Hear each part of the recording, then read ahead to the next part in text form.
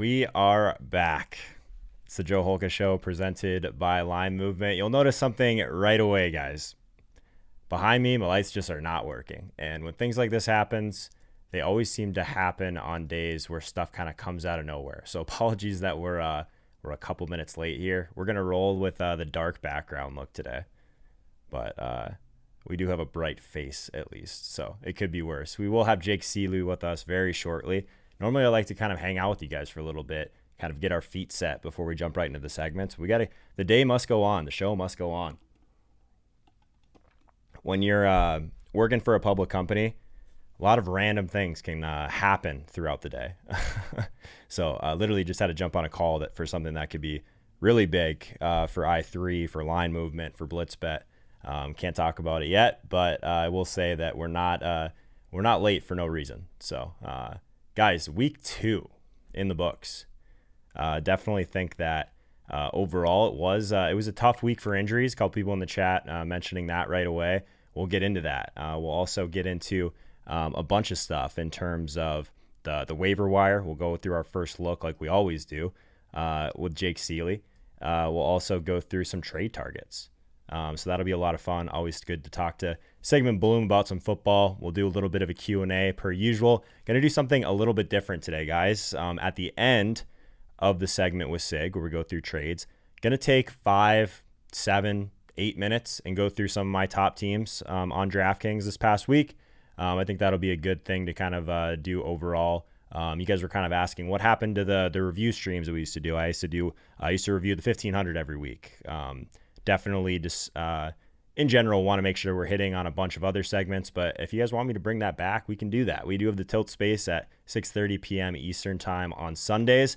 Originally the plan was just for that to kind of take the place of my review, but we're going to look at it. We're going to go through really quick segment, and then I'm also we have Jake obviously for the first look, but sometimes it gets a little bit fast in between going through all the different positions. So I'm going to take like a slight deeper dive at each of the positions. So then when it goes back up on YouTube later, we'll have a little bit more depth. You guys, I guess, a lot of people have been around for a while, right? So we used to actually walk through each position for an hour. Don't really have time for that. I don't know if anyone wants to hear me talk about tight ends for an hour, but we're going to do a little bit of a solo portion to that as well at the end of the stream, and which will be good because then we can go through the Q&A portion and I can kind of get a list going of players that you guys want to talk about.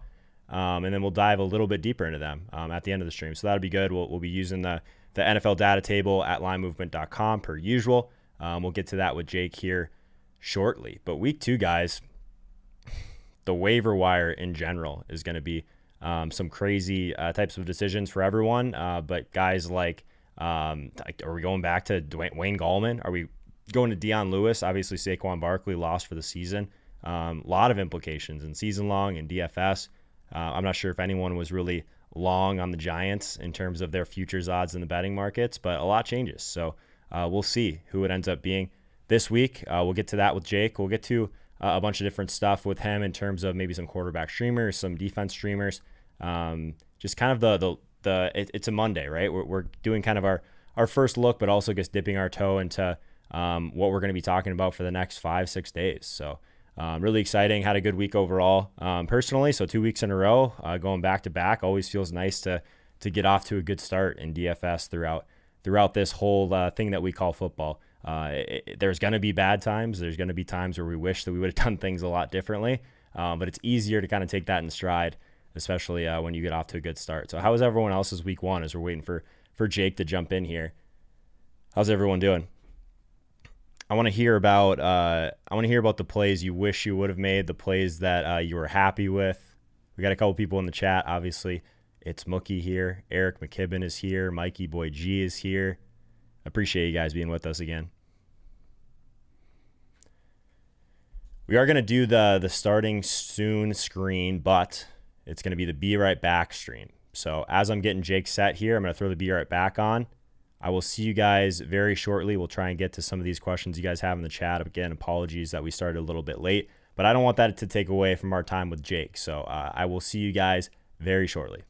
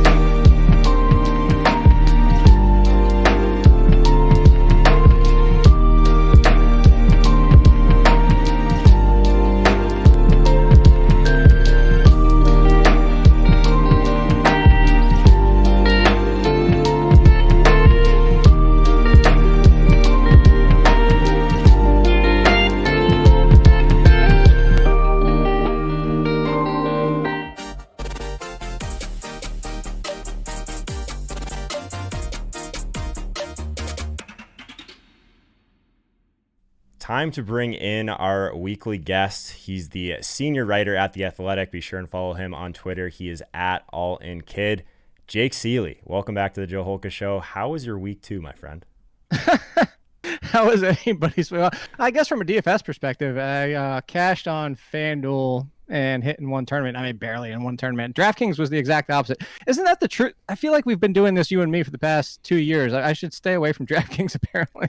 You've been saying that forever, man, that you were always much stronger on FanDuel. Last year, we got to make a FanDuel lineup, so I guess that was why your teams were always beating us in that 3-man that Mimi never joined. Yeah. But yeah, it was basically a 2-man, you and me head-to-head all year long.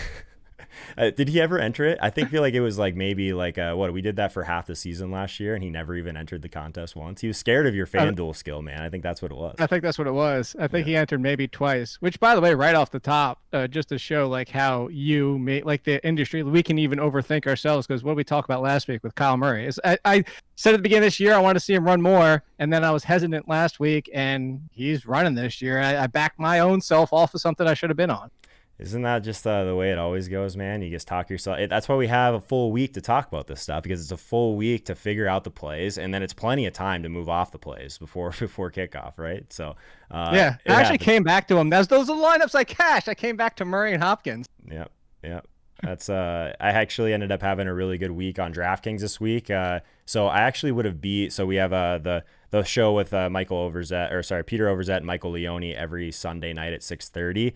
We do a team, each of us in like a single entry, but we also do like a team together and something a little bit kind of mid stakes. But my team, that was just my single entry team. If I wouldn't have put it in the Wildcat, like the 3-3-3, I finished 35th in it. If I would have put it in the contest that Leone played, which is like the $400 juke, would have cleared like 15K. Yeah. So that's what it is. It's all game selection, basically. Still nice to book a win in week 2, week 1. This is my MO, right? I start off really hot, and then I give it all away in weeks like 8 to 13. So everything's kind of. Well, you're not there yet. So like this will be the year. Yeah. All right. So the plan, as always, is do a quick first look at each position from a DFS perspective. At the end, going to spend some time to kind of help you guys dominate the waiver wire. We're going to toss in, if we have time, we'll toss in a few QB defense streaming options, maybe a couple tight ends as well. I know you had a nice little list for us, Jake. So any other questions before we jump into this? I guess my day is just complete trash. I hope yours is better. Yeah. Well, for seasonal, this was. Good grief. Somebody tweeted it at me, and I'm surprised nobody did it this morning. It's the red wedding. That's what happened in week 2. Yeah. All right. So when Jake jumps off, we'll take a quick intermission, do some Q&A, a little bit of Valorant. Directly after this, we will have Sigmund Bloom, of course, to talk about some week 3 trades. Then you're going to jump off. Once he jumps off, I should say, I'm going to do a quick review of my teams on DraftKings, and then also talk through a little bit deeper on some of this positional type stuff that we're going to do with Jake. So, all right, man, let's do this. The quarterback position for week 3. It's NFL first look with Jake Seeley from The Athletic joining us. Jake, I'm just gonna bring this screen share up right away for us. Was there anything that really stood out to you when you're kind of checking out the pricing today overall? That what we talk about quarterback flatness they did with the pricing. I mean, we're talking 100, 100, 100, 100. Like you go straight down. I mean, how many? Like I'm going down the list and all the way down to Tannehill and Herbert. Tannehill and Herbert are the first 2 that are actually the same price. Everybody from there to Josh Allen are $100 down each person, and then of course you have the Prescott and Wilson. Yeah, Dak's all the way up to 7,200. That's something for sure that we haven't seen yet this year. I guess no Lamar on this slate is the first time we've had that in a while. Also, no Lamar or no Mahomes, right? Yeah, so this main slate going to be a little bit more thin, but yeah, it's very flat in terms of the pricing. I guess some of the cheaper options, we still got Trubisky down there. Tyrod, obviously. We'll see what happens, I guess, with that. Was that an injury? What happened with that? I missed that whole thing because I basically just slept through it. Yeah, did he just have like a late injury that wasn't reported, or what happened? Well, no. So he had a chest injury that was reported on Friday, but didn't get a lot of attention, and it didn't sound like it was anything serious. And I think that's why it didn't get a lot of attention. But apparently in pregame, he aggravated it. I don't know how. I mean, I guess throwing. I really don't know how. And the team's already come out and said that if he's ready for week 3, he's the quarterback. I don't know how you go back to him after what Herbert did for that offense, but I don't know. Maybe they don't want Herbert to lay an egg against the Panthers and then create a whole controversy. But Yeah, it sounds like Taylor should be out there. Carolina looks, and I know what you're talking about because Carolina looks like an intriguing spot there. Trubisky, like, let's go right back to that. Trubisky, Trubisky is the definition of tournament play. You could play him every single week, and you'll get a handful of top 10 performances, and you'll get a whole bunch of bottom 20. And like this week, he's 22 as of today without Monday night going. So I think that if you want to go the Trubisky route, you understand what you're. Man, it's Atlanta though, you know what I mean? So like we're trying to figure out if there's anyone that we can like actually feel good about under 6K. Like I don't see a lot of names. Here's my thing. Like for Garoppolo this past weekend, Garoppolo was okay. He wasn't tournament winner. He wasn't amazing. And everybody was like, oh, Garoppolo looks so intriguing because it's the Jets. I don't care that he doesn't have Kittle. It's the Jets. Sometimes we can overrate matchups just because of like what looks like. What if Atlanta comes out and they're up 14-0 in the first quarter, and for the first week of the first time this season, they just slow it down and grind it out? It's possible. I guess, yeah, you have to be really careful even early in the season. Like when stuff like this happens, like just getting these biases already. Oh, it's Atlanta. Have to play everyone on the other side. That's not always the case. And if there was someone that's going to kind of buck that trend, I would be shocked if it wasn't Trubisky. So that's an interesting one for sure. Let's move back over here.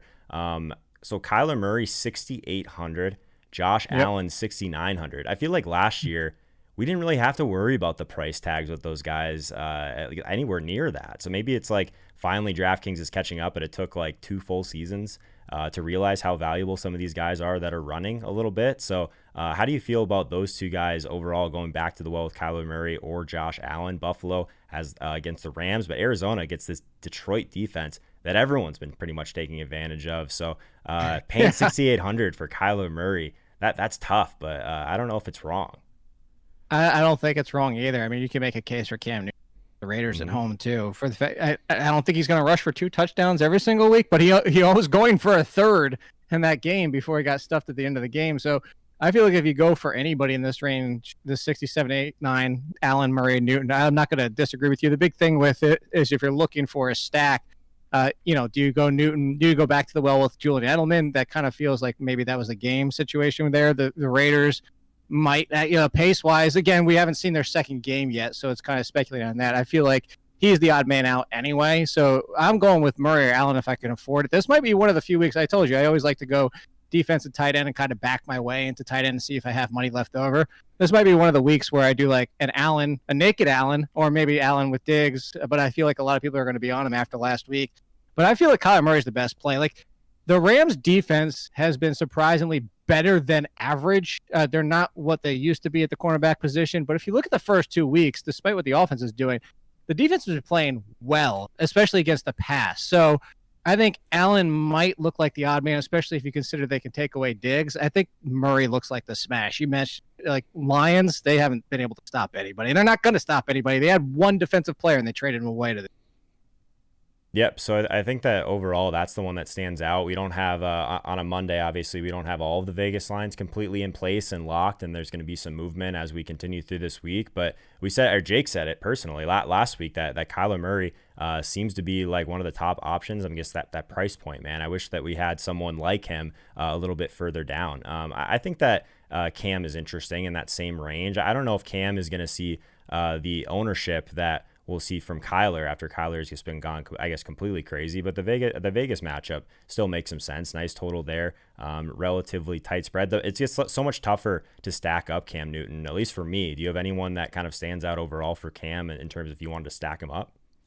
I think it's still Julian Edelman. So what the reason Josh Allen is taking off this year is, and I don't even expect this, is they did what the Panthers did at the end of Cam Newton's career there. They got them guys who can get open fast. We saw Cam Newton's early career, like, let's give him big bodies because he's inaccurate. Well, it doesn't help. It just changes a 50-50 ball back into a 50-50 ball just with a big guy. So they started getting guys that could get open, and that's why they made the trade for Diggs, that being the Bills. And Josh Allen has taken an enormous leap forward. Granted, it's 2 very weak defenses so far, but give credit where credit is due. I think that if you look at that, Diggs and Edelman for Cam Newton, those look like the opportunities there. I will say one, if you do want to go deeper, and look, it's the only game you're going to be able to do it for a while, because after this week, it's at San Francisco, at Pittsburgh, home to Baltimore. And I'm talking about Carson Wentz. Carson Wentz home against the Bengals. Everybody's going to be completely off of him because he's done nothing. Everybody's going to be basically upset with the fact that Ertz did a little bit, Goddard did nothing. Jalen Reagor hasn't gotten going yet. Sean Jackson actually showed up in the second half. But look at what the Bengals just did for Baker Mayfield. They made him look the best he's looked since his rookie season. I'm not saying I love it, but if you're going cheap, if you're trying to play contrarian cheap, I think Carson Wentz is the only one in this range that I think has some. Jake, that's why I keep you around, man. That one definitely stands out. 5,800 for a guy that has definitely shown, a willingness to push it down the field even early this year. Deshaun Jackson, Reagor, yeah, the air yards are there for Philly in general. And then even if it does become a matchup where you don't think there's going to be a lot of deep availability down the field, then you just play Dallas Goedert and Zach Ertz underneath, right? Because they just open up so much space overall. So that's the price point that stands out at quarterback. 5,800 for a guy. Yeah, he's not going to give you as much on the ground as some of these other guys we've talked about, like Josh Allen, like Kyler Murray. But I really like the idea of the weapons are relatively clear in Philly for the most part. So that's really good. If you were to roll it back with anyone on the other side in that Cincy game, we'll get to it, I'm sure, at wide receiver. But are you believing what you're seeing, I guess, from Joe Burrow and some of these guys so far this year? I mean, it's been pretty decent from a fantasy perspective. So I tweeted about this morning, and there's a difference between on-target percentage for quarterbacks and catchable passes. And so for the layman's terms, and I'm not trying to talk down to anybody, I actually was surprised that a couple of people explain the difference because they sound like the same thing. On-target is where you hit where you're supposed to be throwing. On-target can be with a defender straight in front of the wide receiver. That's the target area. You were still throwing to the receiver. You shouldn't have thrown it because there was a defender in front of him. That would mean that's not catchable. So there's a difference between being on target and throwing a catchable ball. Joe Burrow is among the leaders in on target, but he's among the worst at catchable throws, as we've seen what's happening with AJ Green so far. Tons of targets for AJ Green, very little production because a lot of them aren't catchable. He's doing much better with Tyler Boyd, and Tyler Boyd kind of makes sense. Again, who's going to get open quicker, routes develop longer for AJ Green. So I do like Burrow. I also like that he runs. If I'm going to come back with the Cincinnati side, I know it just happened, so a lot of people are going to be doing the same thing if they are, so it feels like the common pick. I would go right to Tyler Boyd. I wouldn't hate AJ Green for it, but the chemistry is just not there, and it's probably because of the rookie play from. All right, let's move on to running back. Our Week 3 NFL DFS first look on the Joe Holka Show. Jake Seeley from The Athletic is joining us as always. And I think the running back position is one that is just decimated, right, after what we just saw, Jake. So it might be really a little bit tougher for me than normal in my type of style, where I really like to pay up for some of these elite guys. But right off the hop, Jake, I guess what happened to all these Derrick Henry people? They've disappeared over the last 24 hours. So I've been avoiding him for forever and just getting absolutely punished for it. This week it actually worked out. So we'll start with Derrick Henry, 7,800. You might be the most anti-Derrick Henry person I know we should just wait till December. I mean, that's just really, how many times do we have to do this?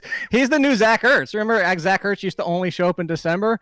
So Derrick Henry, this would be I know you hate him in DFS, and I understand why. It's the passing game, but he can take one pass for 80 yards, but it's not a lot of passes, and that's why. But if this feels like a game where you could get back on Derrick Henry because people are going to be ticked off from last week, the Minnesota Vikings defense through the first 2 weeks looks abysmal. All the new pieces, all the scheme changes, they can't do anything right now. And they're one of the 5, I would say the Giants, Bengals, Lions, and the Vikings are in the conversation. And there's probably 1 or 2 other that I'm not thinking off the top of my head, but a few of those defenses that I'm targeted, if you want, there's going to be a lot of people that are going to go to the passing side of this, especially with what Jono just did. If you want to be contrarian, I feel like Derrick Henry might be a contrarian play.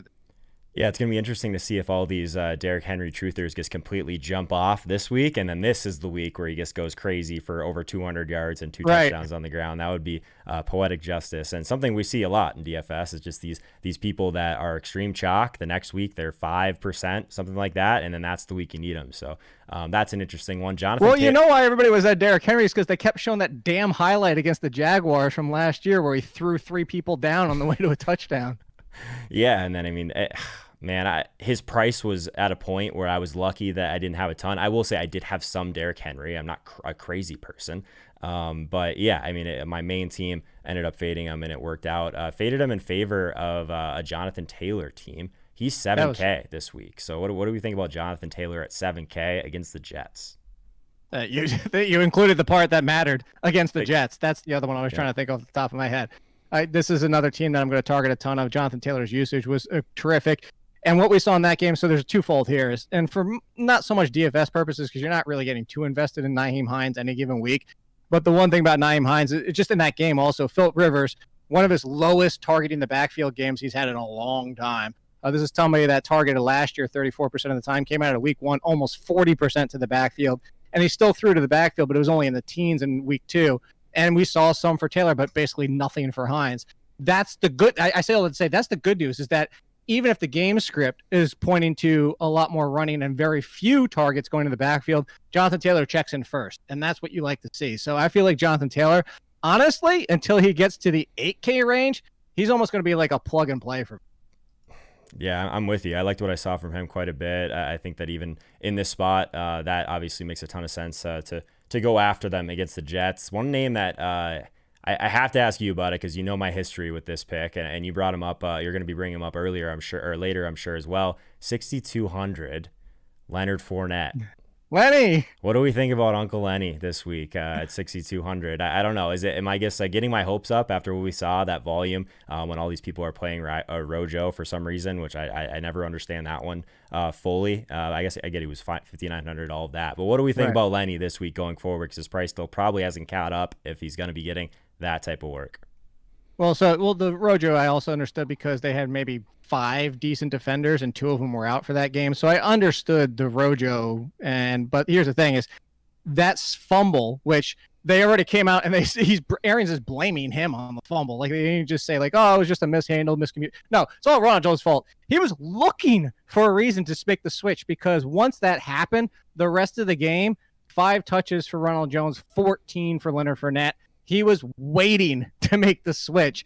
And so I'm in on Fournette. I think at this price, the Denver defense, even with all their injuries, looks better than I thought they would. Actually, the Denver Broncos and the Los Angeles Chargers, both of them, for all the injuries they've suffered and how good they're both playing, I give them credit. So it's not a cakewalk of a matchup, but it is a nice situation here. And if you look at this, you want kind of a balanced approach. And Tom Brady's just definitely not flinging the ball around yet, although the first week out of 3, we're actually getting Mike Evans and Chris Godwin. So that's why I'd be a little hesitant to Fournette, but the prices.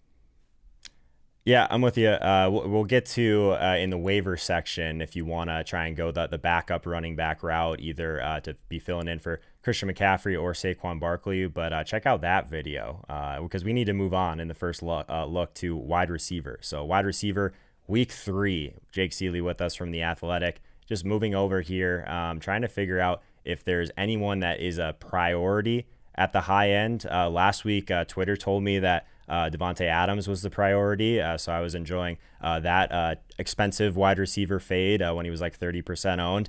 Is there a guy at the top end this week, Jake, who's the must play, the Devontae Adams must play that everyone's going to jam in and be disappointed?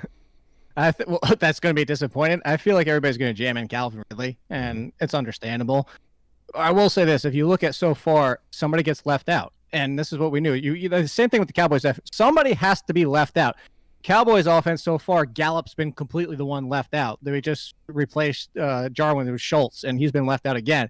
With the Falcons, week 1, it was Hayden Hurst. He came back in week 2, which left out Julio Jones. So everybody's going to be on Ridley, understandably. I think a lot of people, you're not talking high end, but you're talking about Russell Gage is probably going to be in a lot of lives because his price still isn't into the relevancy of what we're talking about here. But I feel like Julio Jones, for me, I'm going to have a whole lot of Julio Jones. Like, just because this feels like the Julio Jones week. He did it in week 1, but this feels like the Julio Jones, like everybody's pissed off. Everybody's like, oh my God, this is why I never want Julio Jones, and the low ownership. And I just feel like unless the Bears just crap the bed, the Falcons are going to. So, gosh. But the obvious one is the first one. It's DeAndre Hopkins. It's everybody's. It's going to be Kyler Murray, DeAndre Hopkins, probably the highest stack of all of them.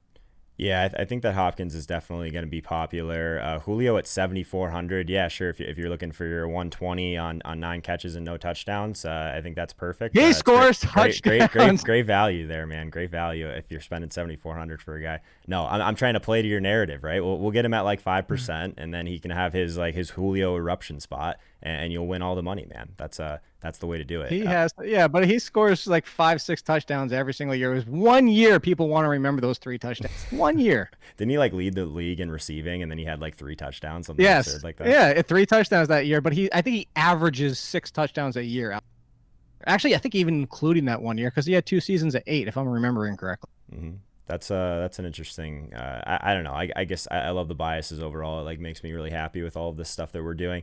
Adam Thielen 6,900, Amari Cooper 6,500. What do we think about these Dallas wide receivers anyways? Does it just come back to it, at some point Gallup is going to be the guy? We just haven't quite seen it yet. Like the air yards have been there, all of those things. I think that Gallup is one that I at least have some interest in. Let's see what his price is for this week, but. Is Gallup under Lamb? I'm kind of curious. Gallup is $100 more than Lamb. So if anyone's listening to this on the podcast later, Gallup is 5,500. CD Lamb is at 5,400. So that's an interesting one overall. What do you think about the 2 Dallas guys? So, like I said, so far Gallup's been the one that's been completely left out, and that's concerning to me because, like I said, somebody has to get left out because you just don't have 4 options every single week. I was just talking about the Falcons, the situation there. And I'm looking, so routes run, Cooper has 79, Gallup has 76, and CD Lamb has 70. And yet Gallup has a 12% target share, Lamb's up at 18%. Mm-hmm. That's the concern. And this is the concern I had going into the year. And you know what? This is another one where I actually just trust myself. You remember last year, I told everybody that like I had Lamar Jackson when I did my first run of projections. I had him at number 2 at quarterback. It's like, whoa, that's kind of, let me push him down. And I think he ended up like 7. This is one where I know it's 2 weeks, but I kind of wish I would have trusted my gut here. I went and I said, Gallup feels like the one that's going to get out because he's not quite ready for that attention. And if you're talking about defenses, I forget who said it. It's somebody smarter than me probably and said that if you're looking at defenses sometimes, and this is actually kind of what happened in the Bills-Dolphins game, is that when you have a lesser talent, but they're kind of close, you put your best corner on the second guy and just completely wipe him from the game plan. And then, try to double cover and take, the first guy with a lesser corner, but double coverage. Right. And that's what happened with Parker. Parker scored because he was getting, lesser attention. White just took Williams out of the game plan. And I think that's what you're seeing teams doing so far. If you watch the first 2 games for the Cowboys, the attention is just like, let's get Gallup out of the equation, try to do our best with Cooper and CeeDee Lamb. And so far, Cooper's just been unstoppable, and Lamb's been hit or miss. So that's why I'm legitimately concerned. Now, Gallup at that price makes it intriguing because I feel like nobody's going to want him. But I throw all that out there to say, like, I feel like this might be a recurring theme. Like, Gallup was going to be the one left out more than anybody. Yeah, that makes a lot of sense. And I remember we used to talk about that a little bit with Julio back in the day. So like people are like, oh, he's not even being shadow covered, or maybe it's Richard Sherman doesn't leave the right side of the field, so Julio's not going to see him. But then Julio ends up being double teamed by the rest of the guys, and then it ends up being someone like Sherman on the number 2 option. So that's a really good point. I think that overall, someone like CeeDee Lamb and his skill set, it makes sense that he's had a little bit of success out of the gate. Someone like Gallup, who might, maybe he's not quite ready to be breaking that type of coverage. So Amari's an interesting one at 6,500. That seems like somewhat of a stay away for me, but I do think that the Dallas guys overall are really interesting. But before we move on from wide receiver, anyone else that kind of stood out in terms of pricing overall? So I love Slayton this week. Not just because Sterling Shepard's toe, so he's out for a couple weeks, and I think a lot of people are going to be thinking about Golden Tate. Here's the thing about the Steelers, and it's happened for the first 2 weeks, as we just saw, they're beatable deep with. They have basically nobody that can cover it. They also have injuries out there. You just mentioned Sherman is still out. You want big, deep threats, and I think that Slayton's in a big opportunity this week, especially with no Barkley. That's interesting. So do you think that the line is going to be able to hold up long enough? I guess that we haven't really seen a ton in terms of San Francisco and the pressure that they normally bring. But my first question when we find a team that has a deep threat like this, it might be a little bit cheaper, that we think could see some more volume. Like, is it against a team that brings a lot of pressure? Does that offensive line do much to protect? So what are your thoughts on that in terms of being able to protect Danny Dimes for Slayton to even get downfield? Well, so I was looking this morning, and the Giants actually aren't even in the 5 worst for time to throw. Ben Roethlisberger is one of the 5 worst in time to throw so far, along with Dwayne Haskins, and I forget the other 3 off the top of my head, but I know I looked specifically because I was looking for what you're talking about. The Giants' offensive line is not top 10, but it's holding up for what everybody's talking about. This also talking about starting a rookie, people that I didn't even know. I know the highlight of them trying to draw the Bears offside in the center, not even touching the ball. It's just the most embarrassing thing I've ever seen. The offensive line is holding up enough for Daniel Jones to get the ball down. And that's why hey, look, I'll happily be wrong with this. This is just set up perfectly if you're diving in deeper than just looking at the flat surface of this is an opportunity to where Slayton comes out with like a $120 and a touchdown. I like it.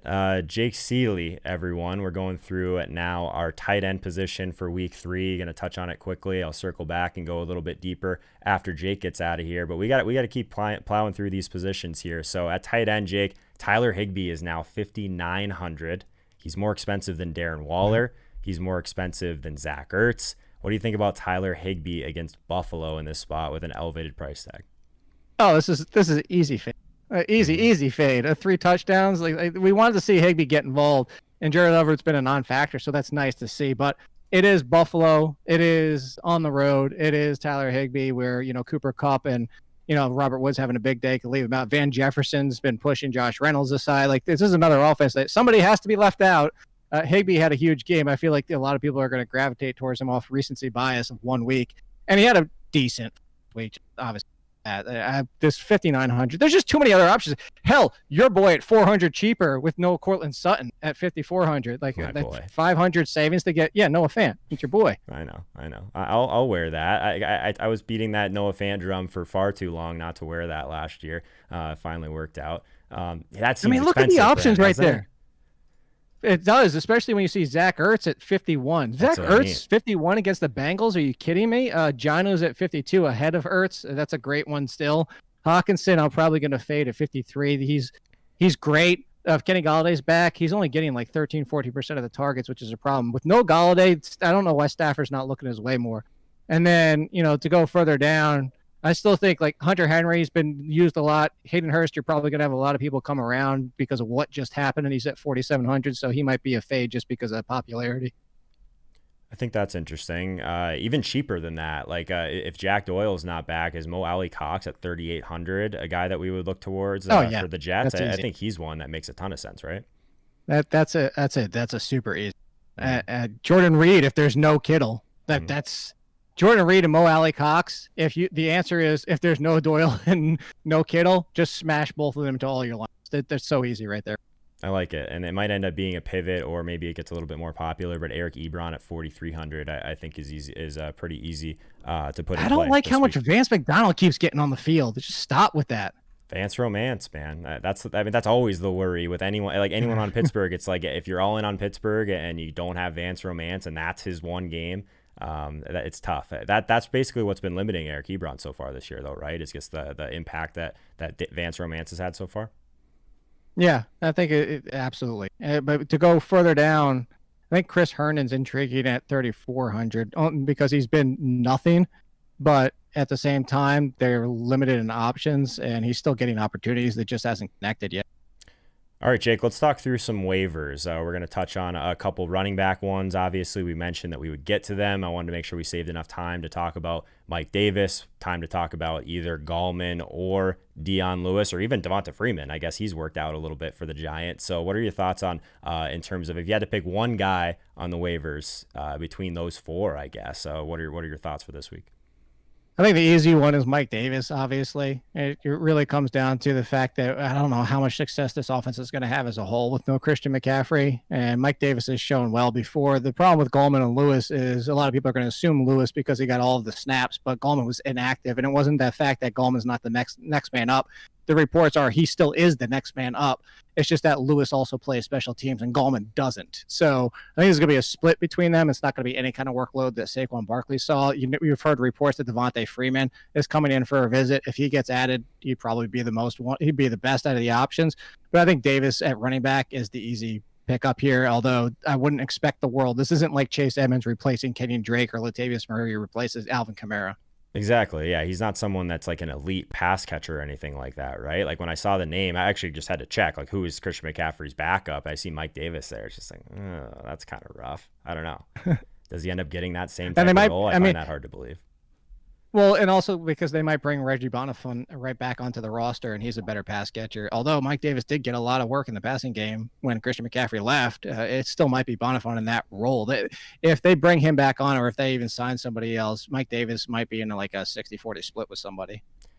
I think the Gallman versus Dion Lewis, or if it ends up being Devonta Freeman, that one's a lot tougher for me because I definitely have some Dion Lewis biases. I like Dion Lewis personally. I'm not big on Gallman, but then Gallman comes in last year in a similar spot for a couple of games and does really well. So I guess you really think that Devonta Freeman would come right in and take this job off the street? I don't know. This is kind of a weird one. I think he would, just because it's running backs, and if they're going to sign him off the street, you're not signing him just to come in. I mean, maybe it's Leonard Fournette, and he's third to start the game, but it is Gallman and Dion Lewis. Dion Lewis would keep a decent work in the passing game role, so if you want the safest play, that would be the play. But I don't think if you sign Devonta Freeman, you're like, oh, we got Wayne Gallman, let's keep him on the side for line for a week. Fair enough. Let's talk about Jerick McKinnon before we move on to some wide receiver waiver calls. I think McKinnon's an obvious one for as long as Mostert's out. We know Tevin Coleman. We've seen from Tevin Coleman, and I think that people assume because of the Atlanta days that he's a decent pass catcher. He's okay. He's a very straight line guy, and that's why there's so much upside with McKinnon. And so far to start the year, and I know it's because Debo's out and they have wide receivers getting hurt every other week, but Jimmy Garoppolo has been top 5 in throwing to running backs, almost up there with Phil Rivers. So I think McKinnon, given what we know, when he's healthy, I think he's a matchup problem. I would just go for the upside of McKinnon over Tevin Coleman if it was me. I kind of like that because we actually, Jimmy Garoppolo at 5,600, maybe you get a cheap stack there with McKinnon and you can feel pretty good about, the volume that he might get through the air. So that's the important thing. I think the McKinnon call is really interesting. Seeing him bounce around a little bit in the league and then get hurt and then come back. It's an interesting one for sure. Wide receiver, Jake, in terms of the waiver wire, I know you want to talk about these Carolina guys, Robbie Anderson, Curtis Samuel. Do you have a lean between either of these guys if you had to pick one? Well, so if it wasn't for Christian McCaffrey, it would be 100% Robbie Anderson. I don't remember if I said it to you because so many shows at this point, but I talked about the Panthers, and it's like you have to watch what movement means. And what the Panthers did is this regime came in. This regime comes in the offseason and signs Robbie Anderson. They had Curtis Samuel on the roster, and they signed Robbie Anderson. As we've seen so far, Robbie Anderson's been used more. Now, Curtis Samuel hasn't been left for dead, but Robbie Anderson's blown up. I think now both of them are terrific pickups because I think the big thing about Curtis Samuel, to go back to the Mike Davis, and I was saving this part, is I think Curtis Samuel, if they don't bring anybody in, could see some backfield snaps like Shenault, like Robert Woods, and probably more like Shenault where it's 3, 4, 5 per week and not just maybe 1 or 2 trick plays with like Robert Woods or even a direct snap. So that's why I think that I would say definitely Robbie Anderson just as a pure wide receiver, but I think Curtis Samuel, I think both of them are like somewhat priority pickups right now. Curtis Samuel's the one from last year that just had all the air yards in the world, but just didn't really have a quarterback to get it to him, I guess, in terms of catchable balls. You mentioned that earlier today. So I think that's an interesting one. We already talked a little bit about how Slayton is kind of your guy this week. So with Golden Tate, I would imagine going to be pretty popular on the waiver wire, but let's talk about Russell Gage. I guess this is one that I'm gonna need some talking into. This guy always seems like the typical floor guy in DFS, but I guess there's value in this offense, I suppose, from a season long perspective, right? Yeah, and that's really what it comes down to, like a floor. He's essentially like lesser Julian Edelman, but the good news here is that if you get matchups like this week, I talked about this matchup points to Slayton. If you get a matchup like the Ravens, and I don't think they play the Ravens, or maybe they do this year. I forget. I know their schedule is ridiculous this year. But those defenses where you attack the middle of the field, now you're talking about a Golden Tate day, and Golden Tate could easily turn 7 to 100. We've seen it before. So that's where you want Golden Tate, not only for seasonal, but keep him in the back of your mind for the right matchups. You look at last year, I'll give you a perfect example. Randall Cobb, 2 weeks in a row, hit 100 and 100. And you remember, I called Randall Cobb in both of those games because I told you it was those matchups. And I think one of those matchups was the Ravens, if I'm remembering correctly. I remember the exact week, I think it was. Yep. Yeah, it's you target those situations. So Golden Tate, not DFS just yet, but something to keep in the back of your mind, but definitely in the seasonal. Russell Gage real quick, right? Mm-hmm. You have to pick him up. I'm so worried. Like what if I go back to the Falcons, if they're slowing things down and Matt Ryan's only attempting 25 passes, it's going to be Julio and Ridley most weeks. It's just very hard for me to always invest seasonal wise. It's always hard for me to invest a third wide receiver on any team. And that's just like, you even go back to Ben Roethlisberger when he's throwing for 5,000 yards. Third wide receiver was hit or miss half the year. There's certain teams where I think it makes sense. It always makes me a little bit nervous. I get it. You pick him up if he's out there. If you need a little bit of depth, maybe you're just trying to keep it away from one of the other teams in your league. But it's not the one that like makes me really excited. I guess, Jake, one thing that does make me excited is we have Jordan Reed, and he is relevant for fantasy. So what do you think about him in terms of picks up on the waiver wire for tight end? I told somebody last week on the Sunday morning show that we did, and they're like, is he a must start? I was like, I think he's a good fill in, but I wouldn't call him a must. He was a must start. It's just Jordan Reed. What do we know about Jordan Reed is he's one of the biggest matchup problems there is. My point about him not being a must start was we haven't seen him in a long time. Like, and we didn't even obviously have a preseason to see how good he looked. Similar to AJ Green is like, what are we talking about here? It's been a while. So you see that out there and see what he stepped into. And it's not just 2 touchdowns. He just looked like a matchup problem again. If it's no Kittle, you play Reed. I think that if you're looking right now, again, with no Deebo Samuel, and that's why I said this earlier, against the Giants, with no Deebo Samuel, they're still looking for options at wide receiver. What does this kind of mimic? Now, of course, if Jimmy Garoppolo's out, you can pretty much throw all this out the window. But if Jimmy Garoppolo plays, it's the Eagles. It's the top 2 options are tight ends. So, like, Jordan Reed might be – I think that Jordan Reed's ownership will be so minimal if Kittle is out there that he almost becomes an intriguing play in, like, a tournament. That's interesting. The volume would be the issue. But, yeah, if everyone's just going to jump off. Right. You're looking for, like, a Goddard play. You're hoping that he – Yeah, exactly. I guess so. I'm going to kick this to you because I know I'm going to get 100 of these questions when we do our intermission. If you had to pick up one guy between Jordan Reed and Mo Alley Cox, who is it? Can I give you a third answer that's not that? Sure. Let's hear it. It's Dalton Schultz. Okay. Again, yeah, I hate, this is another one. This is very similar to the Falcons. I just talked about it earlier, is I hate the fact that he's probably 4th or at least at best 3rd, but probably 4th most weeks. But the thing with Mo Alley Cox is you could be dropping him by Friday if Jack Doyle's back. Jordan Reed, you're not going to want much if Kittle's back. You're not going to definitely want much if it's Nick Mullins or whoever they decide. It sounds like it might be Mullins, but whoever they go with if it's Garoppolo's out. So the one that we haven't even mentioned, Jordan Akins. I told you about this last week. I'm going to bring it up again. Our guy, Aaron Reese, that covers the Texans, he said, look for Jordan Akins to break out this year. He is the new matchup problem. He actually likened him a little bit to Jordan Reed. And you saw this past week, he's a matchup problem waiting to happen. I think he could emerge and start to be a play, like a consistent play by the middle of the season. I love that call, and you brought it up last week, and I took kind of a second look at it, and man, everything kind of shapes up to him be a guy that maybe people are sleeping on a little bit. That does kind of give us something from a season-long perspective. Yeah, maybe he's a guy you monitor for a little bit longer, but I'm kind of interested in him for DFS. You know me, I'm always trying to pay down at tight end at whatever possible, and for these guys that are like athletes that like you said, can really kind of be a matchup problem out there. So I think that's strong. So Jake, we got about 5 minutes left, and then you got to get out of here. I know you got a busy week ahead. In terms of quarterback streamers, maybe we'll talk a little bit about some defenses you like as well. Does anyone stand out? I actually am intrigued by the Jimmy Garoppolo thing now, which would be like the first time ever, but I think it's interesting. Yeah, it is interesting. And Kevin S. in your chat said that Kevin Coleman's looking at an MRI, so this could be a real mess. It could be a lot of McKinnon. You know who I'm starting with. Again, let's just call it the Minshew area, the Minshew streamers. Until you guys stop messing around in seasonal leagues and get him, he's not even 40% owned yet. So Minshew first. Second, I think the obvious one for a lot of people, like I'm always worried about because he's so efficiency based because they run so heavy. We just talked about earlier with Derrick Henry, but Ryan Tannehill against the Vikings, I'll risk the efficiency with how bad the Vikings looked. And then Phillip Rivers against the Jets. I think those are the top 3 streamers. If you want to get, cute, scary, the Trubisky, the Mayfield, Fitzpatrick, and Daniel Jones, even against the 49ers, those are in the next group, but those are understand what you're getting into. I like that one a lot. I actually hadn't considered Tannehill, but yeah, in this matchup against Minnesota, who has shown us absolutely nothing this year, at least we've seen it from Tannehill in the past. We've seen him use his legs. I guess if you want to completely fade the flop lag from Derrick Henry, maybe you run it back with Tannehill. So that's an interesting one. Any defenses that kind of stood out to you in terms of streaming early in the week, of course, but there's a couple out here that I think are interesting.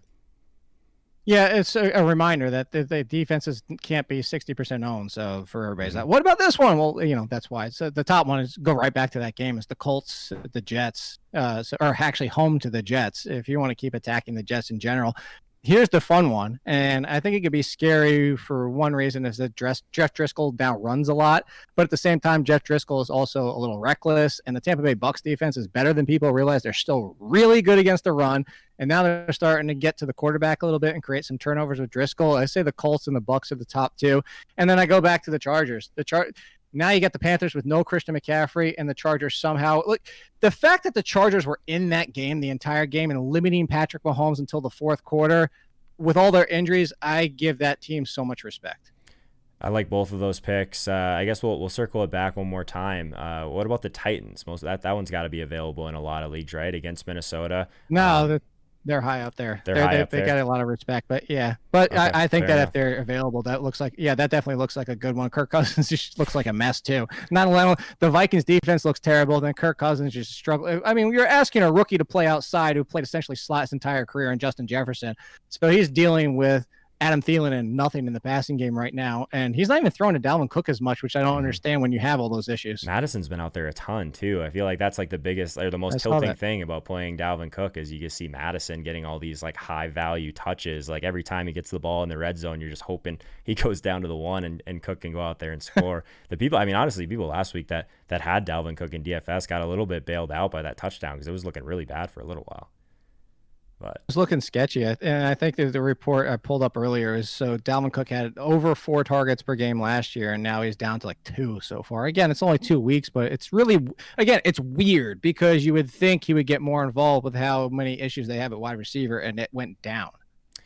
Tough scene for Vikings fans. I think the NFC North overall is a polarizing division in terms of like it could be anyone that wins that thing. I guess the Packers probably the front runner at this point, but super interesting.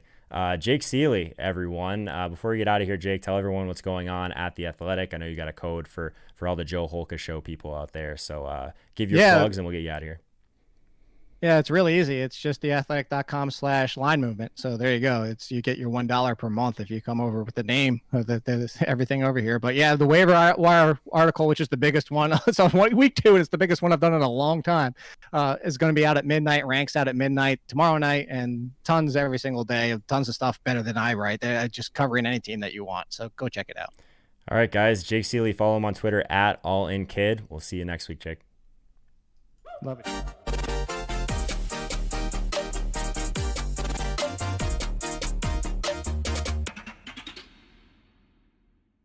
Jake Seeley from The Athletic. Always fun talking through some first look stuff with him, getting in a little bit of streamer and waiver wire stuff for all the season-long people out there. So we'll continue to have Jake here each and every Monday, and then we'll keep this train rolling. One thing that's nice about these streams, guys, I want to try and get you guys involved a little bit, keep this interactive. So what we've been doing is we've been doing an intermission. So what I've been kind of doing during that is keeping a closer eye on the chat. It's very tough to keep an eye on all of your guys' questions and kind of have a conversation with Jake at the same time. So make sure you guys take advantage of that promo code at The Athletic. Honestly, just tons of great content there overall. You guys know that by now. But yeah, so we're going to play a little bit of Valorant. I'm going to keep an eye on the chat. What we're going to do a little bit differently, since we're kind of flying through a little bit with Jake and the positions, is I'm going to go back at some point after SIG and after the lineup review and look a little bit deeper at some of these positions and the data sheet, all that good stuff. So put some questions in the chat, but also some players that we should look into for that portion of the show. So we do have Sigmund Bloom here shortly to talk about some trade targets, but until then, guys, let's move it right over to Valorant here, and let's do this. I say this last week. I had kind of a lot of fun playing this deathmatch. For anyone here for the first time, would love it if you could toss a like on this video. It really helps us get in front of more eyes. Anyone that's scouring YouTube for fantasy football content, that type of stuff goes a long way, so I'd appreciate that. If you found value today, consider subscribing. If you're watching over on Twitch, I know we have some lurkers right now, about 16 people on Twitch. Join us on YouTube. That's where the majority of the conversation happens in the chat. And we'll keep doing this transition as we go. Appreciate everyone here that's watching on Periscope as well. So Valorant Deathmatch, essentially it's just kind of a quick type of format. It's the first to 30 kills wins. There's no abilities, nothing like that. But it's a little bit faster paced. So let's do that again today and see what happens. Let's see if it's going to let me. There we go. All right. We'll queue this thing up. Still a long way to go today, guys. So if you're here hanging out, you only want to talk football, we will have Sigmund Bloom back with us. Would love it if you'd keep this tab open. Do me a solid. Let's get that watch time up for everyone, and then I'll kind of run it back, help you guys out. We'll talk through some questions. I want to hear a little bit more about your guys' week 2, though. Just a chaotic week across the board. So I know you guys have some stories.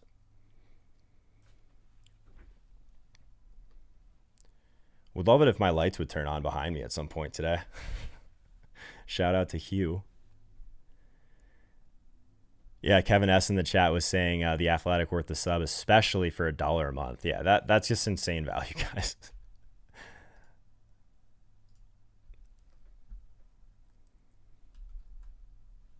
I hear a lot of footsteps to my right. There's one.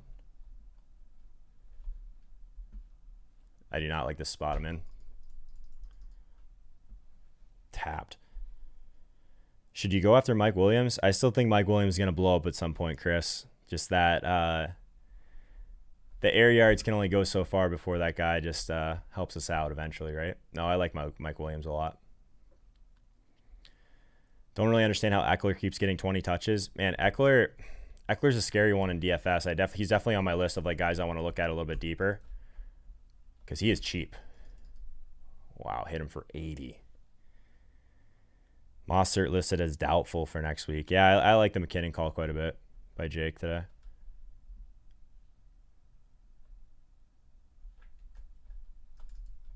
One.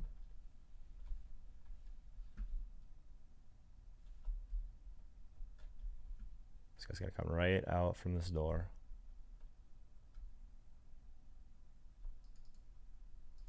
Oh, and he still got me. Where does Mike Williams rank among all the Mike Williams in the NFL time? I don't know. How many is there? Yeah, I can't remember a week where we lost basically the 2 top running backs in the league. Tough scene. Wow, they're just getting the hop on me. You have Sutton on waivers, Chris?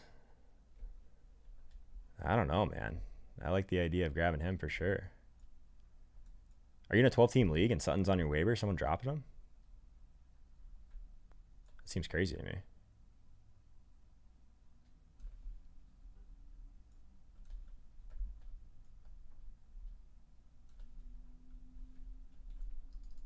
Wow. What do I think about Mike Davis? I think he's one of the top pickups for sure. I don't love Mike Davis's talent, but if he even gets like 75% of the workload that Christian McCaffrey had, yeah, he's a must-add for sure.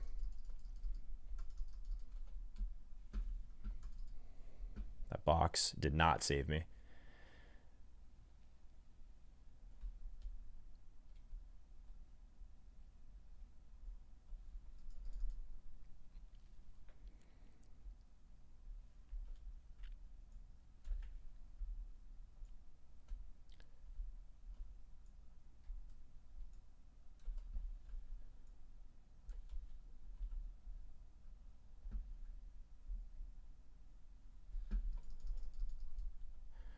I heard him. Didn't matter. Any positivity for Nyheim Hines? So, I mean, that's an offense that you want to have a piece of, I feel like, right now. Nyheim Hines, I was hoping that if you were going to get a little bit more work from him in the passing game. It's kind of nice that Taylor got that opportunity. It was nice for all the DFS players out there, that's for sure. Got 39 health. That is not good. Yeah, no problem, Jordan. I still think Nyheim Hines is one that I'd want to hold on to for now. You never know.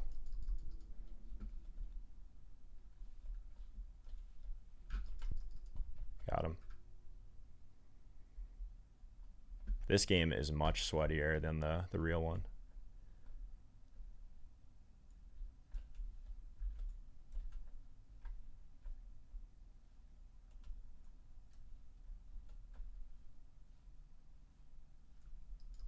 Wow. How long was he waiting there behind that box?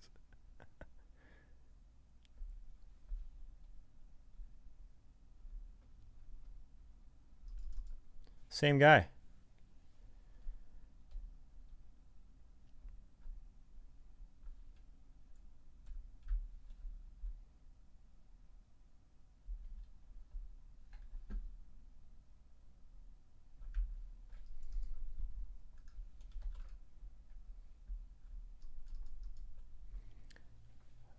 $40.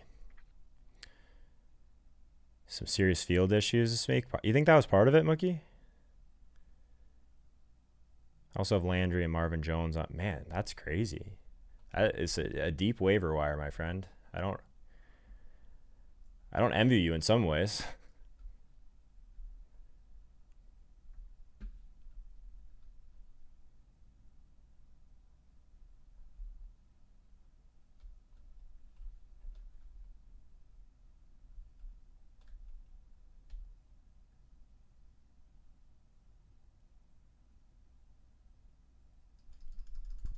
Got him.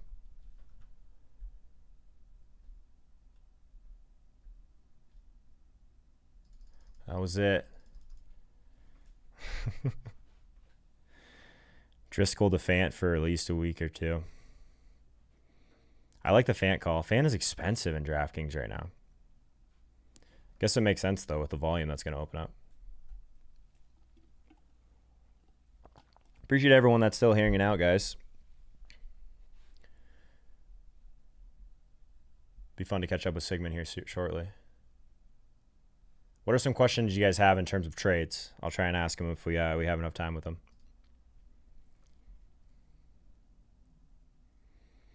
Apparently, the NFL had an independent field investigator look at MetLife after the game. That's interesting. Checked it out as a safe to play, though. I didn't see that one on Twitter. That's interesting. Watching your stream Sunday morning is why I put Jones in some lineups. The only reason I had a positive week. Hey, man. I love to hear that stuff. Glad you had a good week, man. I had some Jones shares as well, thankfully. So that was really nice.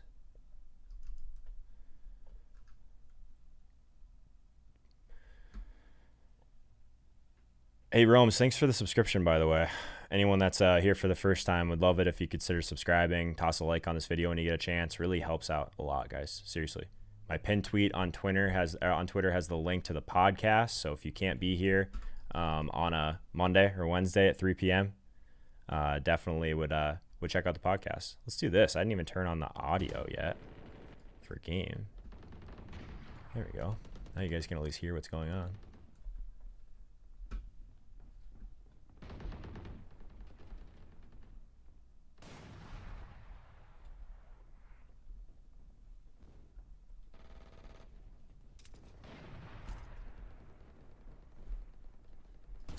Got him.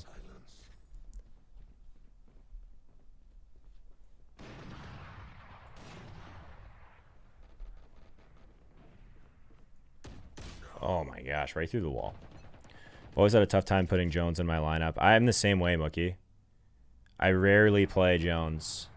His price was at a spot where I liked I guess how I finally got there was that if I wasn't playing Devontae Adams, which I decided pretty early in the morning I wasn't, how do I leverage the 32% of people outside of just roster construction without having that really expensive wide receiver? And to me, it was playing like a kind of an underpriced running back to where if he had a great game, it was going to hurt Devontae Adams a lot. And that's pretty much what we saw, right? So I like that one quite a bit.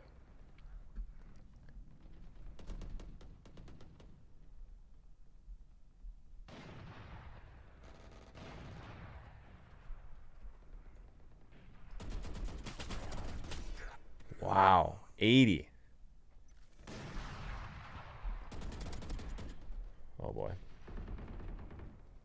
There's a lot of red around us right now. Wasn't going to matter. Guy come from the other side anyway. Yeah, I remember the Aaron Jones call, but still went Derrick Henry. Yeah, I had a Derrick Henry too, Kevin. It happens, man. Thankfully, I had most of my Derrick Henry on FanDuel. Didn't have as much on DraftKings. My DraftKings teams, I ended up getting some Aaron Jones in there as a pivot, thankfully.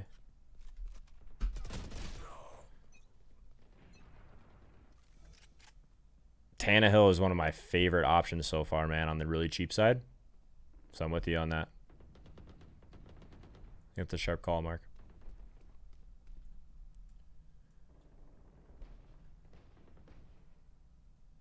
He's standing right outside the other that wall.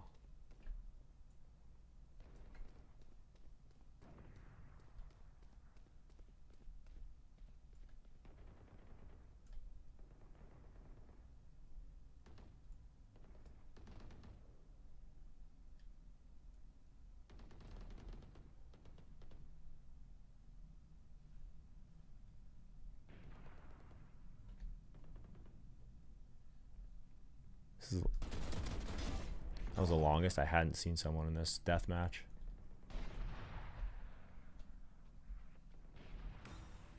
I hear the guy in the water. Is he gonna walk right past me? Yep. Yikes. You like Gage over Davis this week, Kevin? Really? It depends on where your depth's at, I guess, what position you're in need of. That's a take, though, man. I think a lot of people are going to be all over Davis. Oh, you're probably talking about Corey Davis, huh?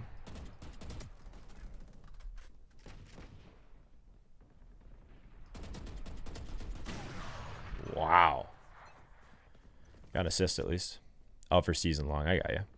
I need your running back help after Saquon went down. He offered to give me Mixon for Keenan Allen.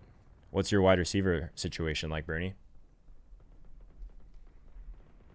I mean, there's a ton of running backs on the waiver wire right now to plug a hole. I don't know if you really have to go and trade your team away.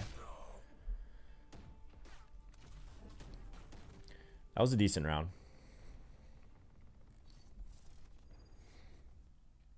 Pick up Devonta Freeman, Bernie. Yeah, that's one of them for sure.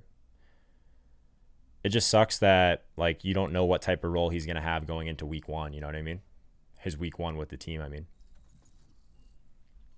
That's the struggle.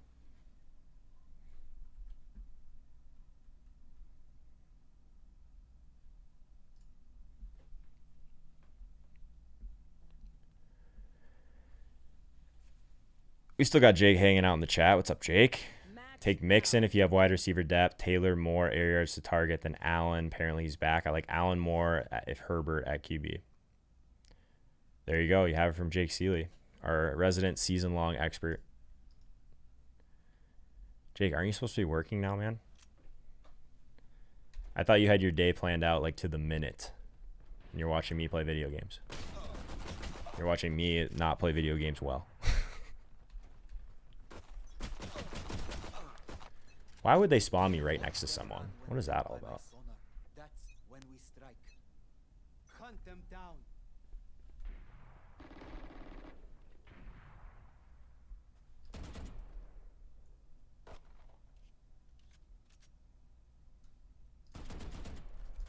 Oh no. Reload. Still got him somehow? Kidding me?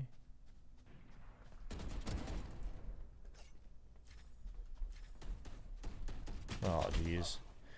The reload.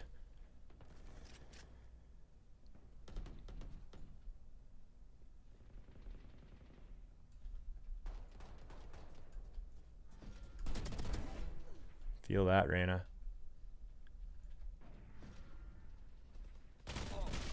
Wow.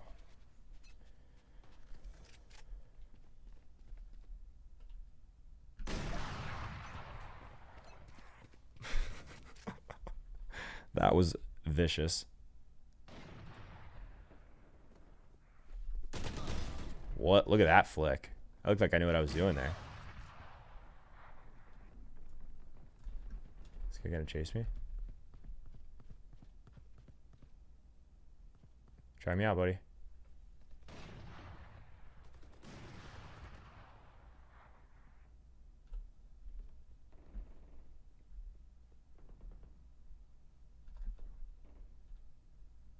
I hate this room.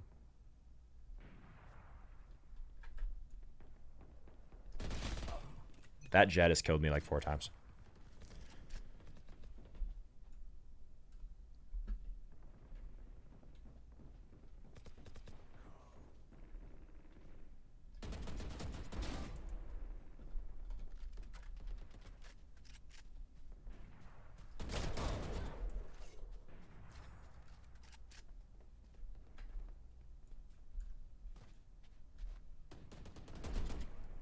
Oh boy. Joe with the good beams from the range, yeah. This is a tough game to play casually,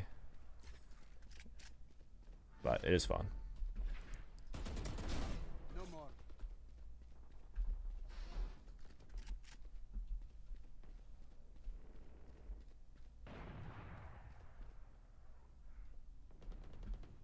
The footsteps.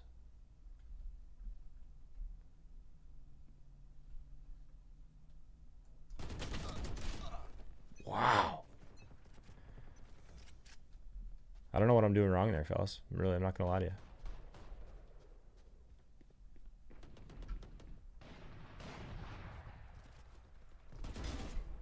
Payback. Neutralized. Wow, teleport. Oh man. What a game. What a game.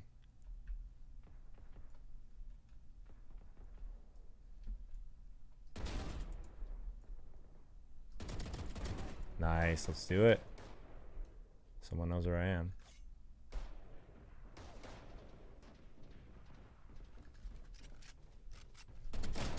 We're feeling it. Oh. They still do the music for the ace every time you get your 5th kill in a row.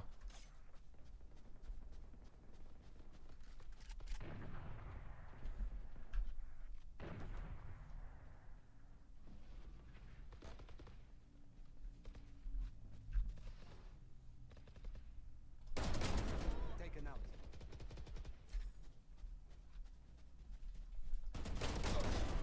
Nice. Need the health. Someone long here? Let's go. Teleporting.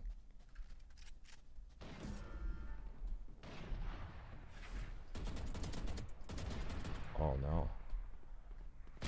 Oh, there's another one. I've only taken first one of all the times I've played. Solo Warzone. Yeah, I wanted to do something a little bit different. There's just too many people out there playing Warzone, you know? I think Valorant's a lot of fun. It's fun to come in here and just play a little bit of deathmatch, take some questions.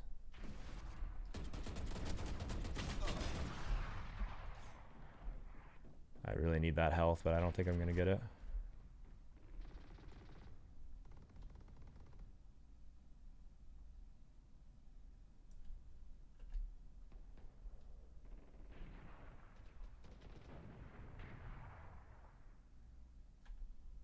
I need to jump on someone here.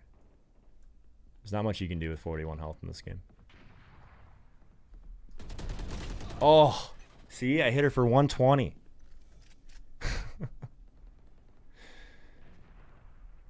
61 people here still hanging out. Appreciate you guys on a Monday. 30 seconds left. Oh god, what is she doing? Is she reloading? Sutton done for the season. I missed that. That makes so much more sense, Evan. Thank you. Was it an ACL? I missed that whole thing last night. 10 seconds left.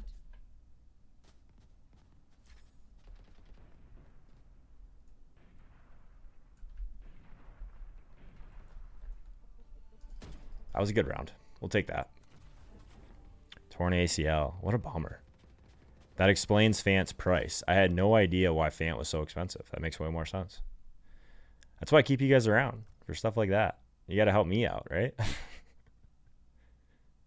Well, normally, if it wasn't for the chaos before this stream, we normally go through some news and notes. There just wasn't time for it today. Like I said, Jake's on a very specific schedule. We have to make sure that he's in and out at the correct times that I agree to with him. You know what I mean?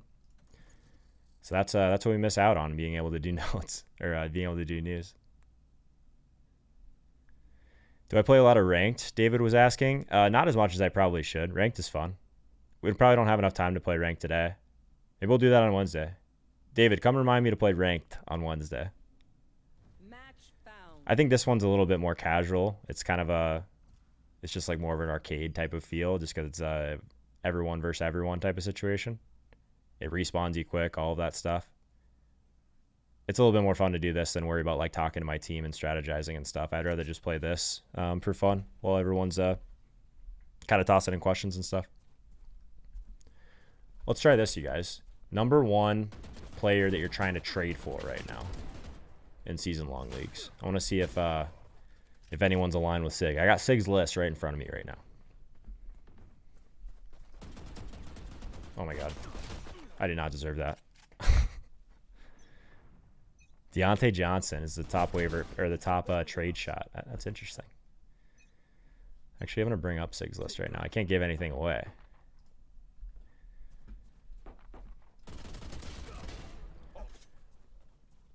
Do we know much about McCaffrey's injury yet? In like terms of severity, that sort of thing? What do we know about CMC's ankle? Retired.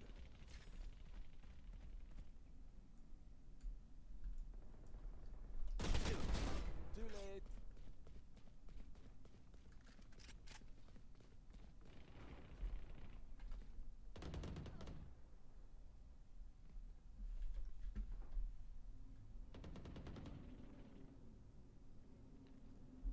I heard someone behind me.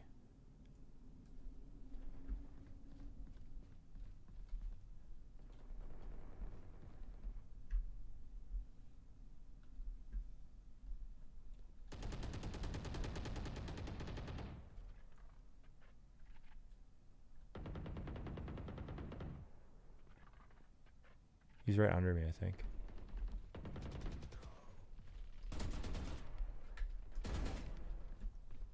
I really need that health.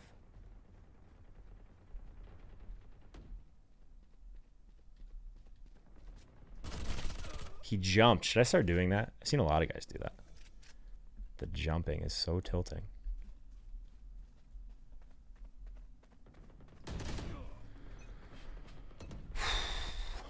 Just want to trade low for Galladay. I like that one.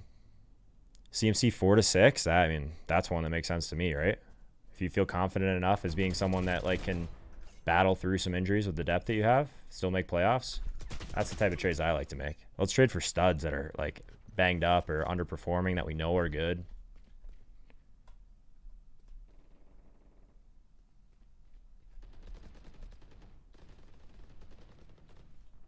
Oh my god, I knew someone was coming behind me there. High ankle sprain. Those are, I mean, that's a frustrating injury for a running back, especially someone like CMC, but I don't hate the idea of trading for guys like that. Dead.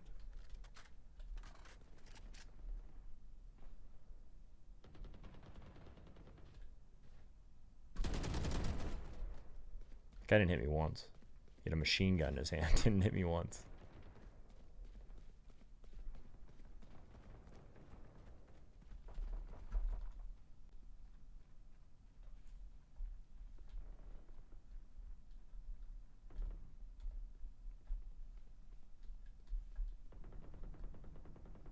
A lot of footsteps.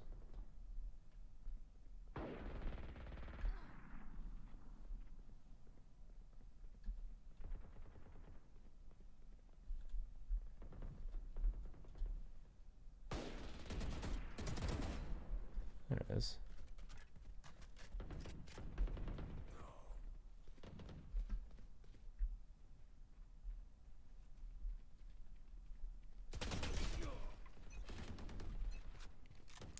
My league would love best ball because they don't have to do anything except waiver pickups. Best ball's a ton of fun regardless, right?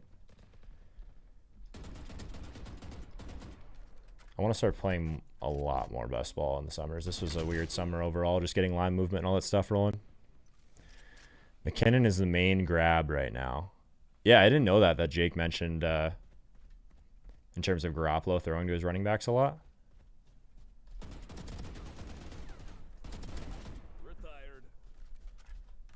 I did not know that, but that's a great point. The issue is not like, do we want to have a running back in that backfield? It's just the problem is there's just always so much committee aspect in San Francisco, right? So if we know we don't have Mossert, Coleman's clearly going through some of his own issues. Maybe he becomes someone that is really popular. I don't know. I would imagine he's going to be one of the top waiver ads for sure in terms of McKinnon. I like that call quite a bit.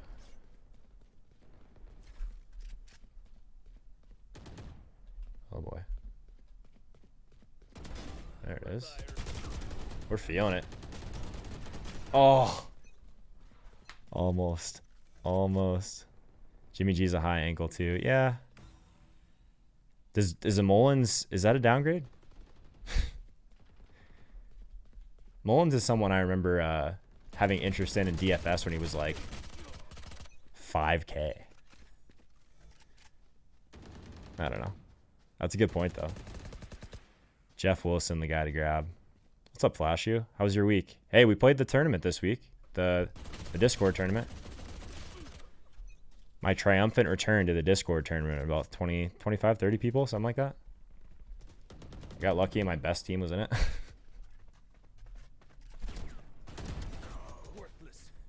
Yeah, I had a team that finished 36th in the Wildcat. 30 seconds left. Would have won the juke. Just bad game selection. There's like 5,000 people in the Wildcat, and it's still like, that's such a large tournament in comparison to some of the other ones I normally play. That would have, like the score that finished 35th in the Wildcat, that would have taken down anything like 1,000 people and down. That's the frustrating thing. That's what matters, right? It's the field size overall.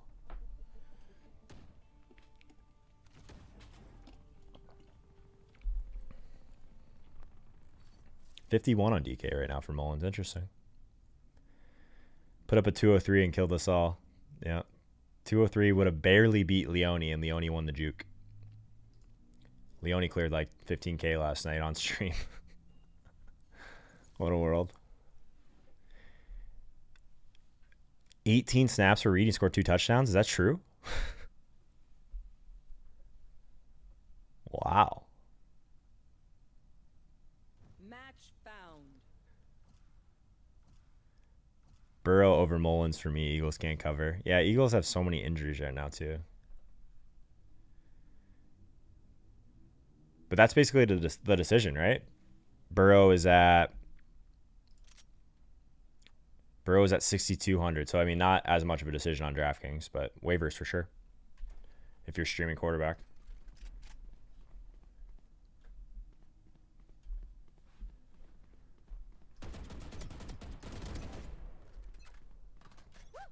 We got this. Culver at least playing a good map. Keep up.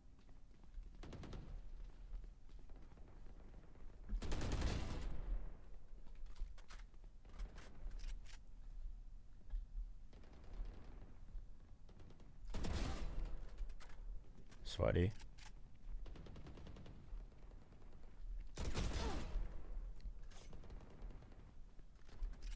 Oh, I missed the health. Oh, still got him. Let's go. Oh, no.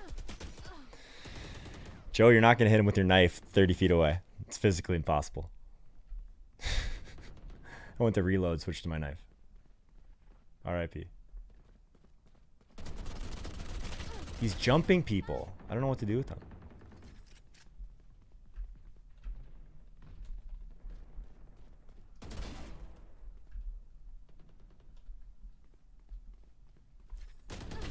Ah. It's not a fair game. Caught you slipping, yep. Didn't understand the replay.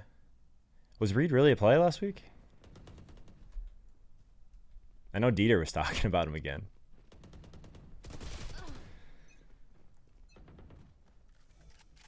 Jonnu Smith over Hawkinson. I do love Johnny this week. Over Hawkinson seems a little bit aggressive.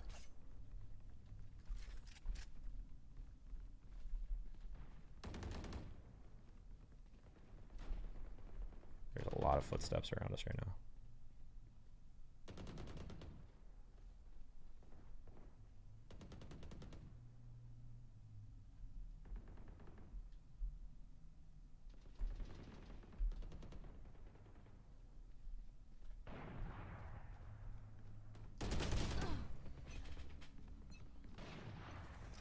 You played Reed and Cash, Chris? Wow. Good for you. That took some stones. After 10 snaps, I don't know if I could have pulled the trigger on that one.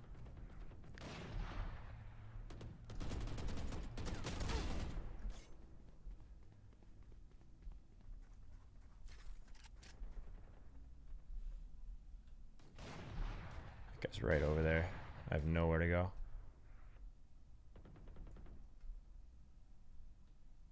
He left. Scared of me.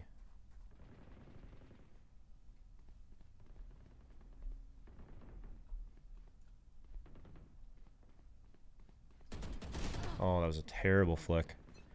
Bro, I just want to catch his end with 2 TDs. I'll never do it again. Yeah, the ultimate. I'm just gonna toss the. I guess he was what? He was 2,600. So the rest of your lineup was absolutely stacked then, right? Because all the value tight ends were like 3,500 or more for the most part. That I remember at least. So you must have had a hell of a stars and scrubs lineup, my friend. How? 26%, week 2, 65%. That's a nice one. It's not even looking. Someone taps me. Oh, you had a lot of wide receivers. I got you.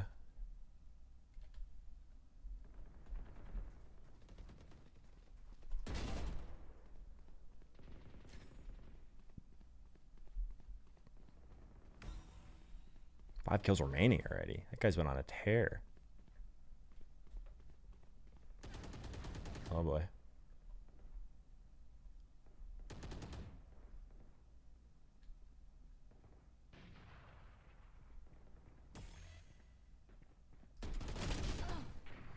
$80.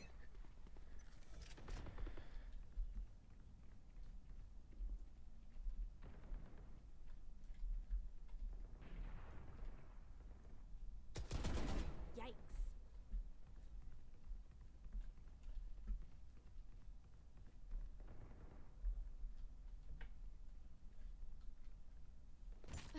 Ow. I didn't realize that hurt me. It's directly above me. Does he drop down, you think? Yep. Nope. I gave her the final kill in the round. Zeke, Jones, Goff, Robinson, John Brown. Crazy, man. Stacked team. Does Traquan go off? I don't know what to do with that offense right now, Kevin. That's an interesting one for sure. 16th in the $20 Millie Maker? Wow, man. Congrats. You had quite the sweat, huh? Who was on your team, Jason? That's awesome, man. Top 20 in the Millie? That had to feel pretty good. Regardless of the result, man. Nice work. Very cool. Match found.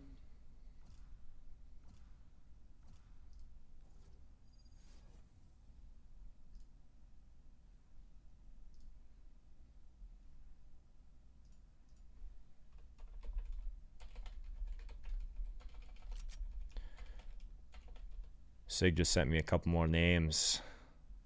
It's going to be an interesting one, I think. Curious about some of these names that he's trading for. I'll do my job, you do yours.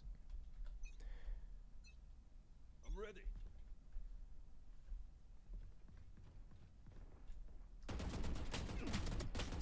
How? 142. Guys, you don't understand. So you get 160 health in this game, right? And like most of them are, some of them are one-shot kills if you get him with a headshot. I hit that guy for 148. Nerd.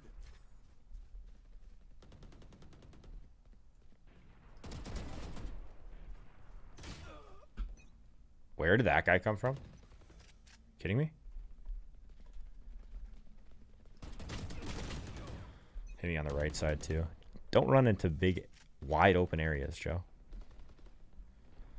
It's rarely going to end well.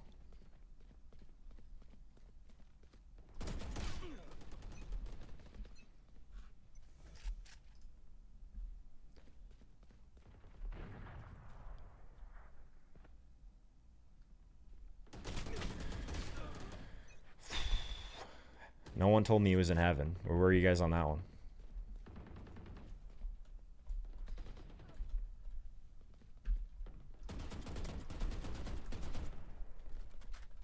Oh, I did it again. 2 times in a row. I just literally ran right into the wide open space. Someone's going to find you in this. There's like 20 people in the game on a small map.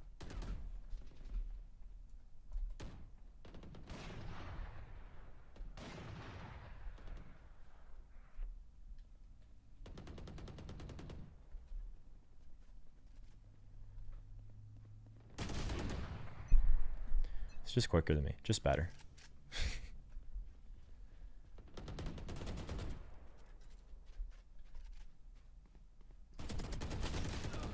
I wish my lights would turn on. What's that all about? Streaming in the dark right now.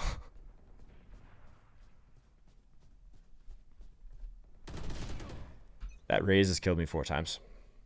Literally. This isn't good.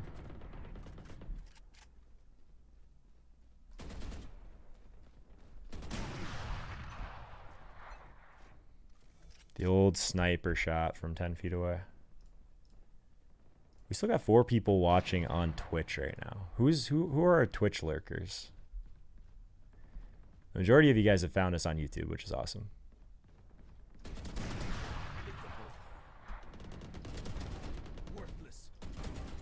Take that.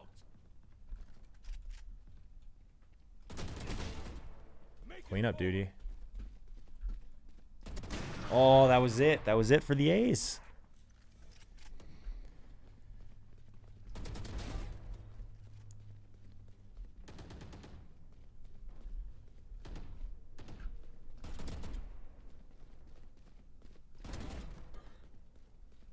Sometimes you just gotta move. Can't worry about the accuracy. Gotta move. This is not good. 142. You see that? Would you target? Why would you would you target more Saints players or Raiders to try and balance it out more tonight?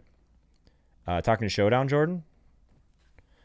So I'm more of a 5-1 stacking type of person for most teams, unless it's a quarterback that you have to, or that I guess is okay to play with less pass catchers because he runs a lot. I'm typically a 5-1 type of person. I get that a lot of people go 4-2. I'm never balancing it out though. I'm never playing 3-3 for the most part, unless like it's one of those scenarios where we get like a Jared Goff versus Matthew Stafford, and you feel like you have to have at least 2 pass catchers with each of those guys. Say you're captaining one of them. That would be the only situation I would do a balanced roster, I think.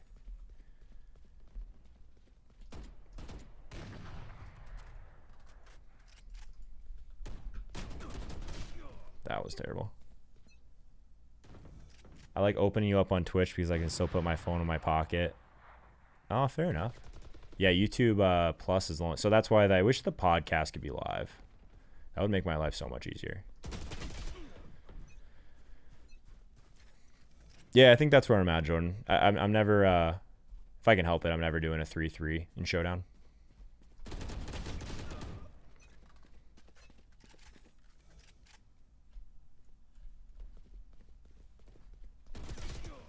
Wow, it's that race every time.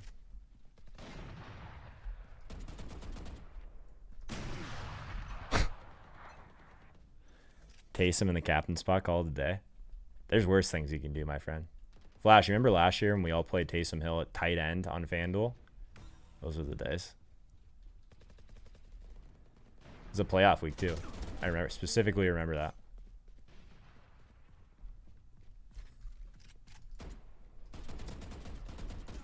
How? Is I guess missing here? Rushing attack. Yeah, that was absolutely stealing. That was one of my best weeks of the year, that playoff week. Playoffs are always fun, though, because of late swap, and people don't late swap well enough. But we talked about playing Taysom Hill at tight end. He went out there and threw for a touchdown and caught one. Wasn't that what happened? It was something completely insane. He got us like 30 points at 4K on FanDuel like, at tight end. It's great. 10 seconds. The playoffs where we late swapped him. Oh, so was it a late swap decision? That makes more sense, actually. Oh. That makes a lot more sense. Good times. We got some people here that have been here a while. We got Sigma Bloom in about 10 minutes, guys. So maybe we'll play one more of those.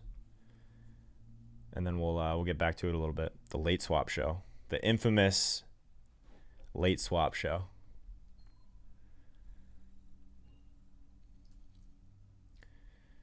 I don't know if I hate this this dark look behind me. It's not the worst thing. It's definitely not ideal, but I've seen worse.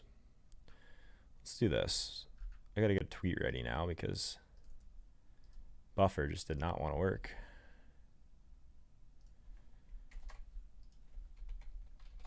Week 3 trade targets with Sigmund Bloom. That's what we're queuing up here.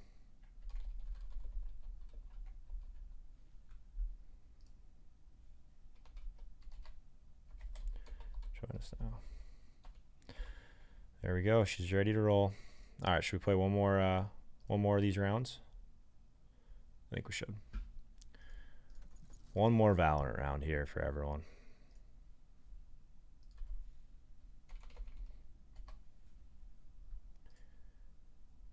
Do you guys like to do similar things with trades? Like try and pick up some studs that are injured or just underperforming the first 2 weeks? I think week 2 is like a really strong week for trades overall.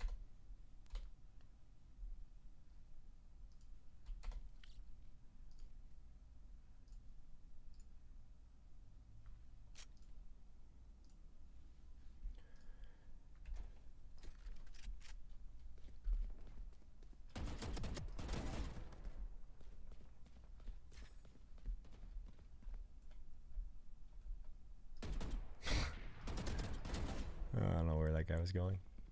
Oh, okay. We'll take it. We'll take it. Oh, almost the ace. Oh, I just realized I do this once a stream. As if that's the one you guys miss when I get 5 kills. Oh, tough scene. I think I do that once a stream. I forget to switch back to the game when we go full screen. So good.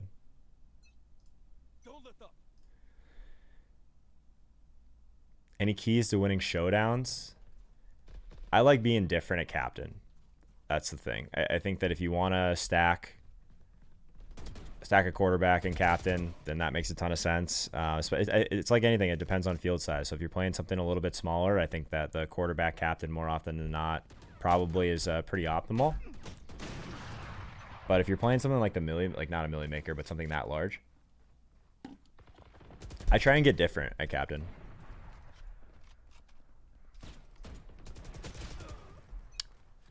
Hang up Mike Davis and Deion Lewis jerseys in the background. Yeah, what am I supposed to do? I didn't even realize this. I got the CMC and Barkley jerseys behind me. Tough day for the studio. I didn't even realize that. That's the worst.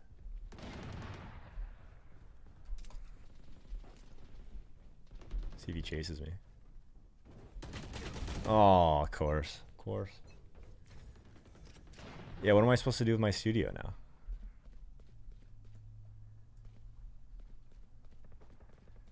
Tough week on the studio.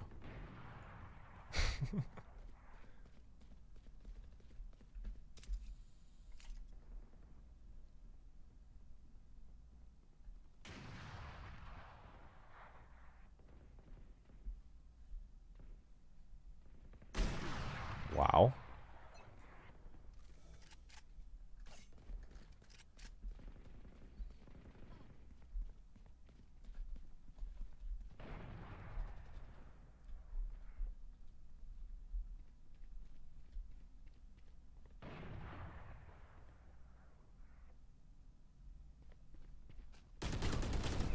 The jump.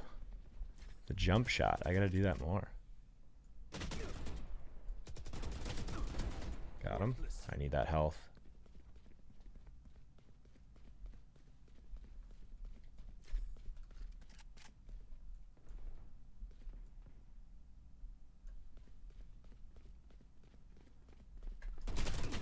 Oh, 120. Saquon's 2 is better than Henry's 8. Barkley hurt. I split him and Jones to fade Henry, who did less. Yeah, I mean, injuries, you can't beat yourself up for that, man. I don't mind the leverage you got there, to be honest. Who knows what would have happened.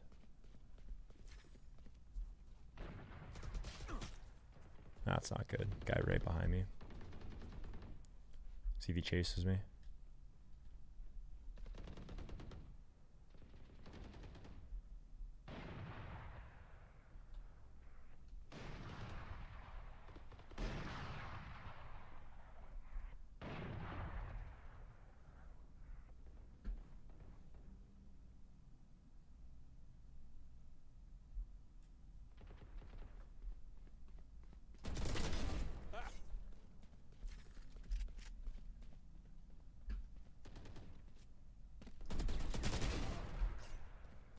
Feeling it. Oh, good play by that chick. Miles Gaskin, interesting. Yeah, it's just such a timeshare, man.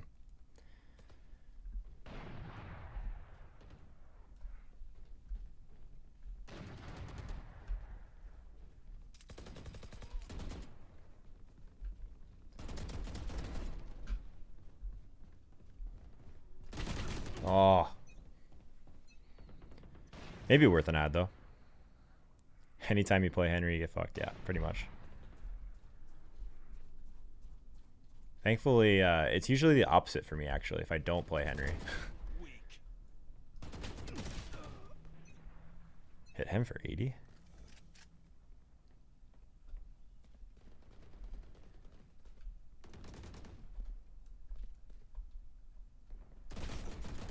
Is the same guy gonna kill me again?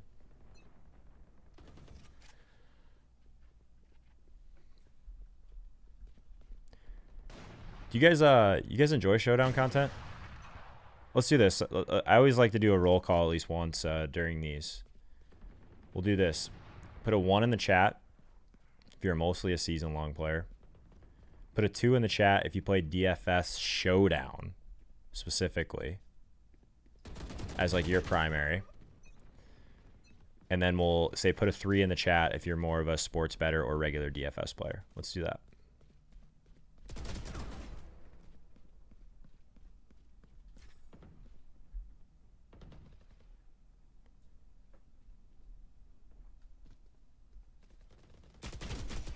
Heard her drop. Still missed. A lot of 3s. I kind of figured. So mostly DFS and sports betting. There's very few just like showdown specialists out there, I feel like. 30 seconds left.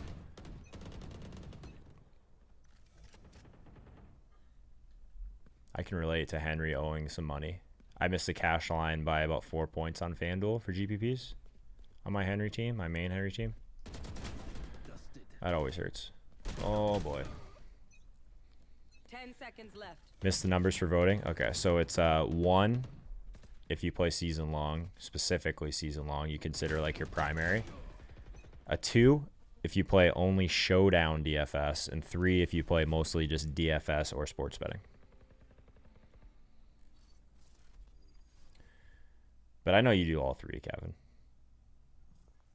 Traquan Smith night? It could be. Or is it Emmanuel Sanders night? We might have time for one more if we hurry. Match found. Showdown's a waste of money. There's a lot of sharks. I think that's the thing, Flash. I think Showdown is something that people were not doing very well for a while. That I actually think that there's a lot of people out there that are doing really well now. You know what I mean? Yeah, I kind of think Manny is the one that sees the biggest bump with Thomas being out. That's my first instinct, at least. Traquan feels like the sexier play. Sanders is the one that, like, maybe he ends up playing more, getting more work.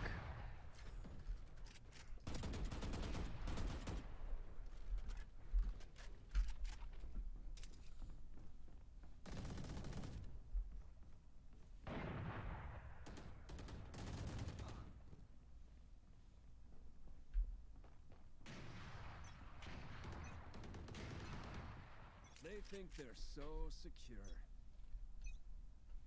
It's a terrible spot to start in.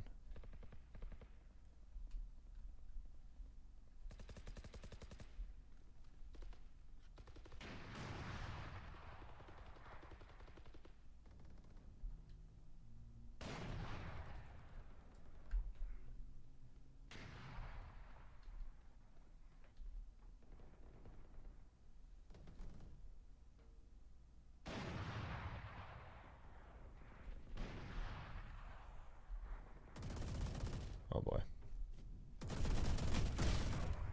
148. 148 out of 160. How lucky is that? Too late.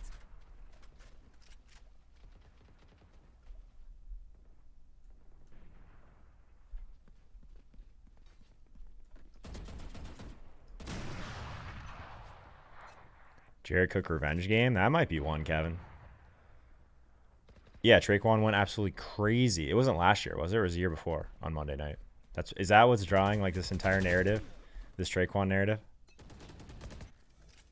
Dak, Aaron Jones, Mostert, Ridley, Lamb, Gallup, Gesicki, Taylor, That was your Millie team, Jason? Man, that is a heck of a team, man. What's up, Steve? That was a heck of a sweat, huh? That had been wild. Congrats, man. That's amazing. Yeah, in the dome.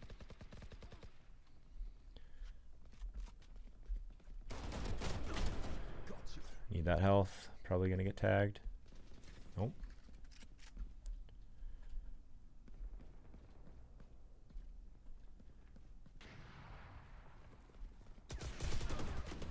Not much you can do with two people around you. In this game, at least. All right, let's get some questions for Sigmund Bloom. Talking trades, but maybe we'll have time to get some questions. I don't know.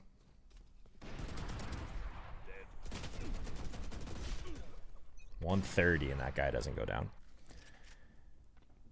Non-CEH owner just dropped Darrell Williams for Devontae Booker and Josh Jacobs owner. Not dicking around with all these injuries. Yeah, you never know. Feeling pretty good about where you're at, I'm sure. 219 took down the Millie yesterday. Is that true? No, it can't be. I had 203 and I was nowhere near to taking down the Millie.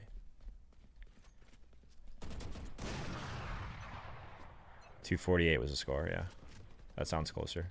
I knew I wasn't even close because I got 20. No, I got like 30th in the Wildcat with 203, and the person that won it I think had like 220, something like that.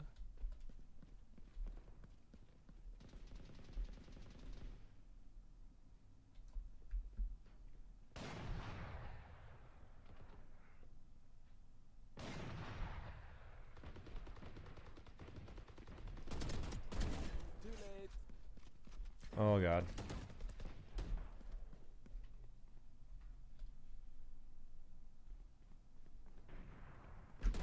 Got him. Got her. Oh, God. Not the third one. I feel like this is a pretty good game for, like, getting better at your flicks. There's just so much more action. This is way more fun.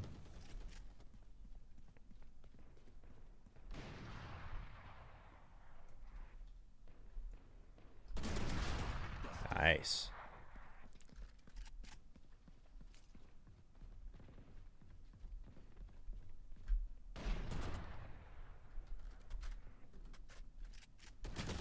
I knew there was another one over there. 175 with Henry and Robson. You see, the rest of your team was pretty good. The guy that won the Sunday Million only had 2 lineups. Hey. Maybe you don't have to max enter everything. I should not have won that. Gunfight. Really need that health. Where is it? Oh. Alright, we got 4 minutes until Sig here. We'll jump off quickly for a be right back screen, get him all set up, get a sound check, all those good stuff.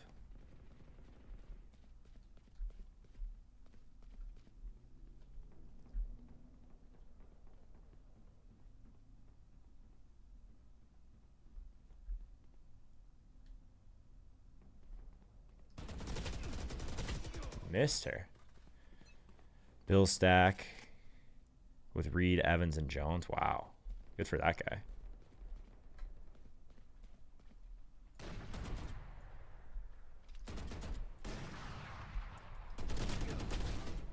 Need that health. I'm going to sneak up behind this guy.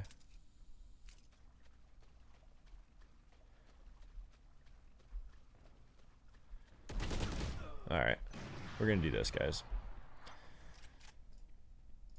We're gonna get set for Sig here because I know he's getting close. That's enough Valorant for today. Get a tweet out. All right, guys, we'll be back. I don't know, 2 minutes or so. I'm gonna get Sig set up. So BRB screen is coming up now.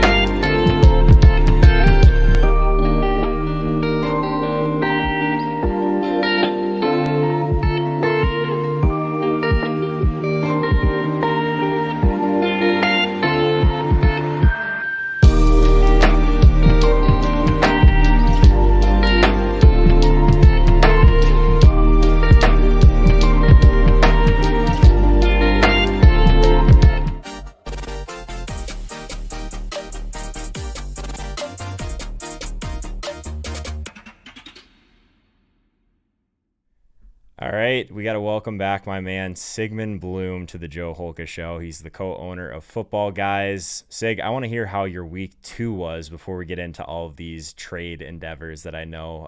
This is a big time of year for trades, and obviously everything that just happened, my entire background is irrelevant now. Right. But how was your week 2, man? Yeah, I know we're not that close, Joe, but don't put my picture on your wall. Okay. I need something. I got to fill some holes back there for sure. I understand, but I don't want to be doomed to the Barkley McCaffrey casket. You know, from a fantasy standpoint, there were ups and downs, right? Like even within the Indianapolis game, I love Mo Alley Cox. I've been excited for him to get an opportunity. I preemptively added him on a bunch of my teams. I was basking in the glory of that. But I also was big on Nyheim Hines going into the season. So after week 1, I was basking in the glory of that. And after week 2, I have questions from a lot of the people that follow me. And I think that's the thing about this. It will keep us humbled. It will keep us guessing, but it will always keep us interested. Yeah, I think one of the things that's at least kind of nice in my world is if a player gets hurt, like it's just 1 week that kind of ends up burying your teams. I guess for a lot of the season-long people out there, I mean, they invested a first-round pick for some of the two guys that we're going to talk about, so that's tough. Obviously, Saquon done for the year. Christian McCaffrey, that high ankle sprain, that's tough because we don't know how much it's going to affect him going forward. We don't know really exactly how long he'll be out. I'll say this before we even get into it. Sig, is that when I'm playing season long, these are the type of situations I think we can get pretty aggressive with, because we feel good about the activities that we're doing on a regular basis, right? So we're doing the right thing on the waiver wire. We feel like we already have good depth if we're drafting appropriately. So like going after Christian McCaffrey from an owner that is absolutely panicking, that's something that like we love as season long players that like to take things a little bit more seriously, right? Do you agree with that? Absolutely. And this is your chance to get a player that can change your season. And you have to be patient, especially if the team's 0-2. Contact them. Maybe they're not ready to give up McCaffrey yet. They're smart. They're not going to just cut bait. The landmines, everyone's going to step on landmines. Season long, DFS is a sprint. Season long is a marathon through a minefield. And you finish it. If you finish first, often like without all of your limbs, maybe you drag yourself across the finish line. But that's what makes it so sweet to win. So you start the talks. I think anything outside of one of your core 2-3 players you count on every week is worth giving up for McCaffrey. And we can tell ghost stories about, well, if the Panthers still haven't won a game by the time he comes back, are they going to play him? And I don't see McCaffrey as a guy that's going to stop playing if he can play. He already got his bag this offseason, so it isn't like he's trying to preserve himself or anything like he did with the bowl game. And if you lose out, I mean, look, if you give up Tyler Boyd, I don't want to pick on Tyler Boyd, Robert Woods, if you give up someone that you can live without for McCaffrey, that's the kind of move that can help you win a title. Yeah, someone in the chat actually right now, and anyone listening on the podcast later, be sure and join us on YouTube on Mondays and Wednesdays, 3 p.m. Eastern time. Obviously get to talk to Sig every Monday, which is great. But someone in the chat was saying they got offered Kenyon Drake for McCaffrey. If you were the McCaffrey owner on the other side of that, is there any sort of deal, or would it really depend on the rest of your depth? Like, what would you be giving McCaffrey away for, I guess? We can play the other side of it as well. Right. Well, I would be happy to give up Drake for McCaffrey at this point. Because, and look, Drake, it was a good week for Drake because he reestablished that in these games where Arizona can control the game script, he's going to get the preponderance of touches in the backfield. Maybe not the 2-to-1 split with Edmonds we saw in week one. This one was much more in favor of Drake, but you still have Kyler Murray doing way too good of a job finishing drives for Drake to get goal line carries. You still have Drake never making it through a full season as a lead back yet. So I don't think Drake's going to change your season. That's a really easy way to ask this, right? Is the player going to change your season or have the potential to change your season? If the answer is no, then that's the kind of player you give up for McCaffrey. I love that. So let's touch a little bit on a couple of these wide receiver options that you mentioned for us, Sig. DJ Chark is someone that is on your radar in terms of a guy you want to trade for. Talk a little bit about him. Well, there's a chance that Chark is going to continue to just get 3, 4, 5 targets a week, even though he is the best receiver on this team. By structure of the offense, can we just say Gardner Minshew is a seasoned professional in his second year. He has done an amazing job taking the scheme from the whiteboard. They use chalkboards anymore, Joe? I'm old. I haven't had a chalkboard like I don't ever in my life, so I don't know. I'm getting up there too, man. Sig, I just turned 30 a couple of weeks ago. Like, yeah, it's crazy. It's all downhill from 35. That's why they call it. I heard that at 25, and they were absolutely right. So I don't even know what to do with this 30 thing. You're still in that time when your body's a little resilient. You can bounce back some. Once you get to 35, you can't get away with anything anymore. And then once you get to 45, where I'm at, buckle up. So look, the thing with Chark is this. Perhaps it is, and this is why you can buy him low, right? Perhaps it is the structure of the offense. Minshew had 8 different receivers get 3 catches last week or yesterday. I mean, that was fantastic. But Chark is clearly the most gifted player in this offense. He's caught all 7 of his targets. He's also drawn a long pass interference penalty. Minshew's playing well. The offense is schemed up well. Everything is working because I think defenses are having to adjust to what they're doing. But eventually, whether it be 2-minute drills, whether it be at the end of a game, Minshew's going to start leaning on Chark at some point. He's just too good, especially with the surroundings, right? The argument against taking Chark was, well, how's the offense going to be? It's going to be a terrible team. Is Minshew going to be a good quarterback? Check. It's going to be a good offense and a competitive team and a good quarterback. And maybe Chark is underperforming expectations because he hasn't got the targets. Give it time. It'll come. I love that one. I think that the Chark, like the wide receivers are always interesting to me. That's why we have Matt Harmon on Wednesdays, because I think it's like one of the most important positions to get right. One of the most important positions probably to be pretty aggressive in terms of trades also. So I guess one of the next names on your list, Sig, Cook. Are we talking Jared Cook or are we talking right. Dalvin Cook here? Right. Let Russ cook. Yeah. I was actually thinking we're going to see Jared Cook tonight. That's what I brought it and up for. All these people in chat were asking about Jared Cook. I assumed you meant Dalvin, but I wanted to make sure.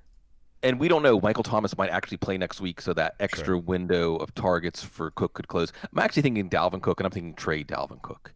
And this is one where you hope to take advantage of somebody who's just looking at the box scores. Because just looking at the box scores, just looking at the fantasy points, Cook hasn't really let you down. I mean, hey, he's playing. He's not injured. So that's not bad as first-round picks go.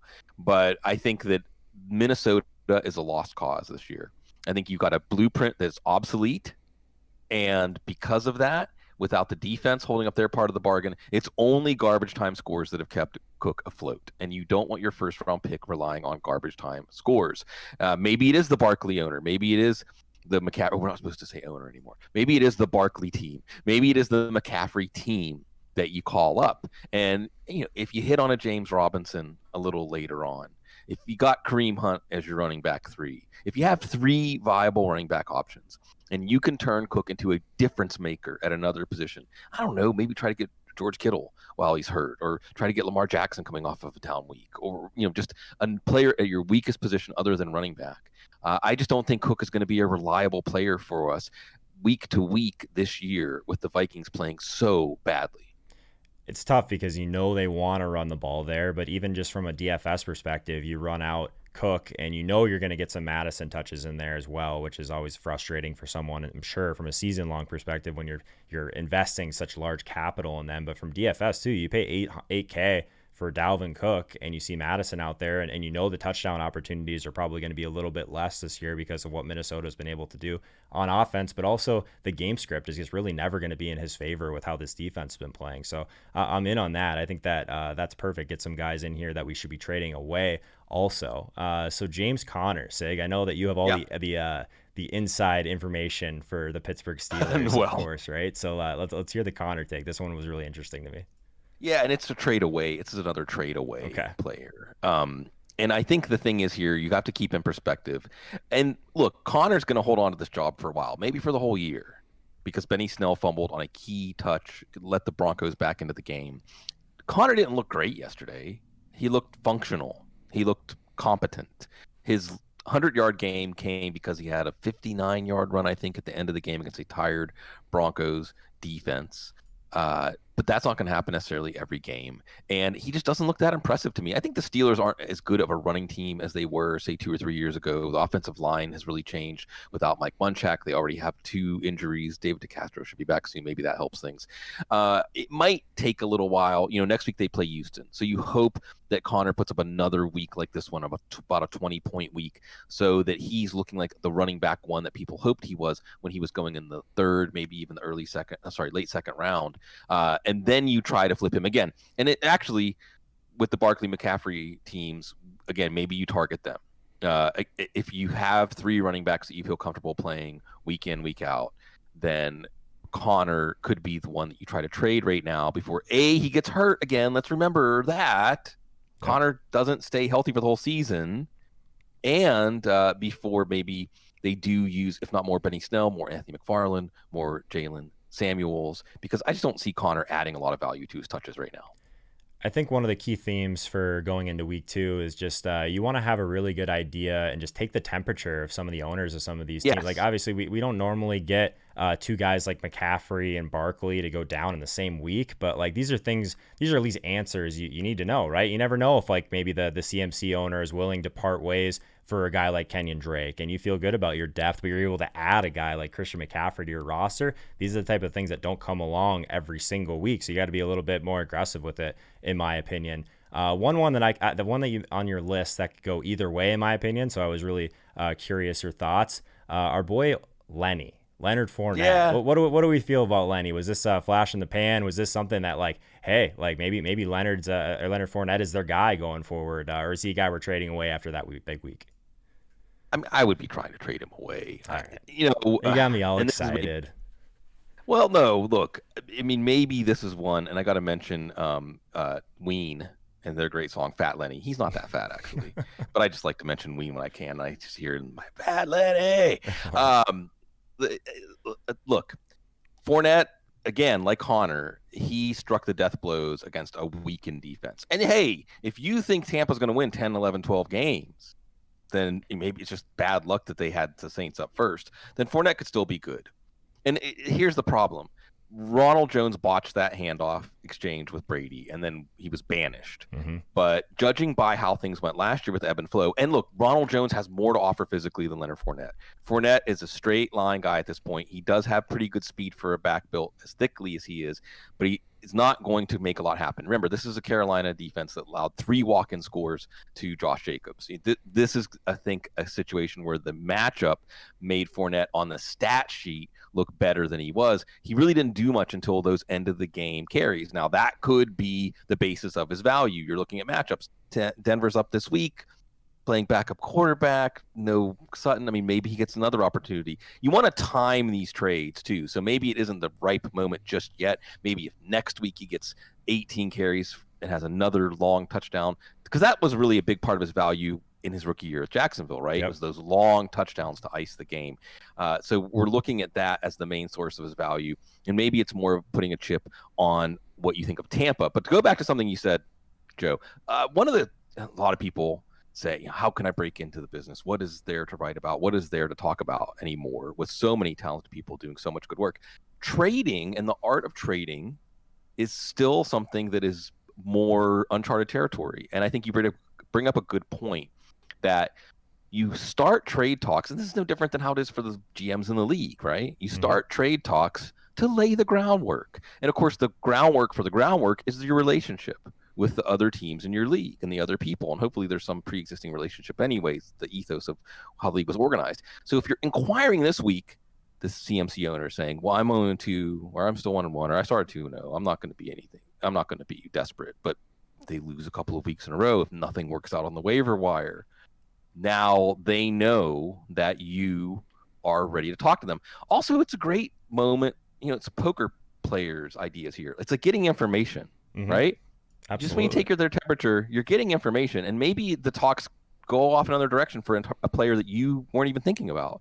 Maybe they say, no, I don't want to trade McCaffrey, but hey, are you giving up on Mark Ingram because I'm interested in him to replace McCaffrey or something like that? You never know. You got to ask. Yeah, I think one of the best pieces of advice that I've gotten in terms of season long is like keep a notebook, like actually like write down the things and some of the conversations that you're having with these other owners, because you never know. Like one of the things that you should always be doing is figure out what they're looking for as well, where the holes are of their team, so that you know right away. You've got a list of things that you've already talked to this owner about. Maybe it's not this week, maybe it's 2 weeks from now, and you remember that this team, maybe they approached you because they were looking for some wide receiver depth, and maybe that you guys you just had an injury at running back. Maybe you can help each other. So I think having those notes and just remembering those conversations for later on, just grabbing information is huge. Sig, before you get out of here, I know that Slayton and Gallup were on your list. Is there one of those guys that you would be trading for first or trading away? I know Jake Seeley brought up Slayton for this week in particular, so I want to make sure we touched on it quick.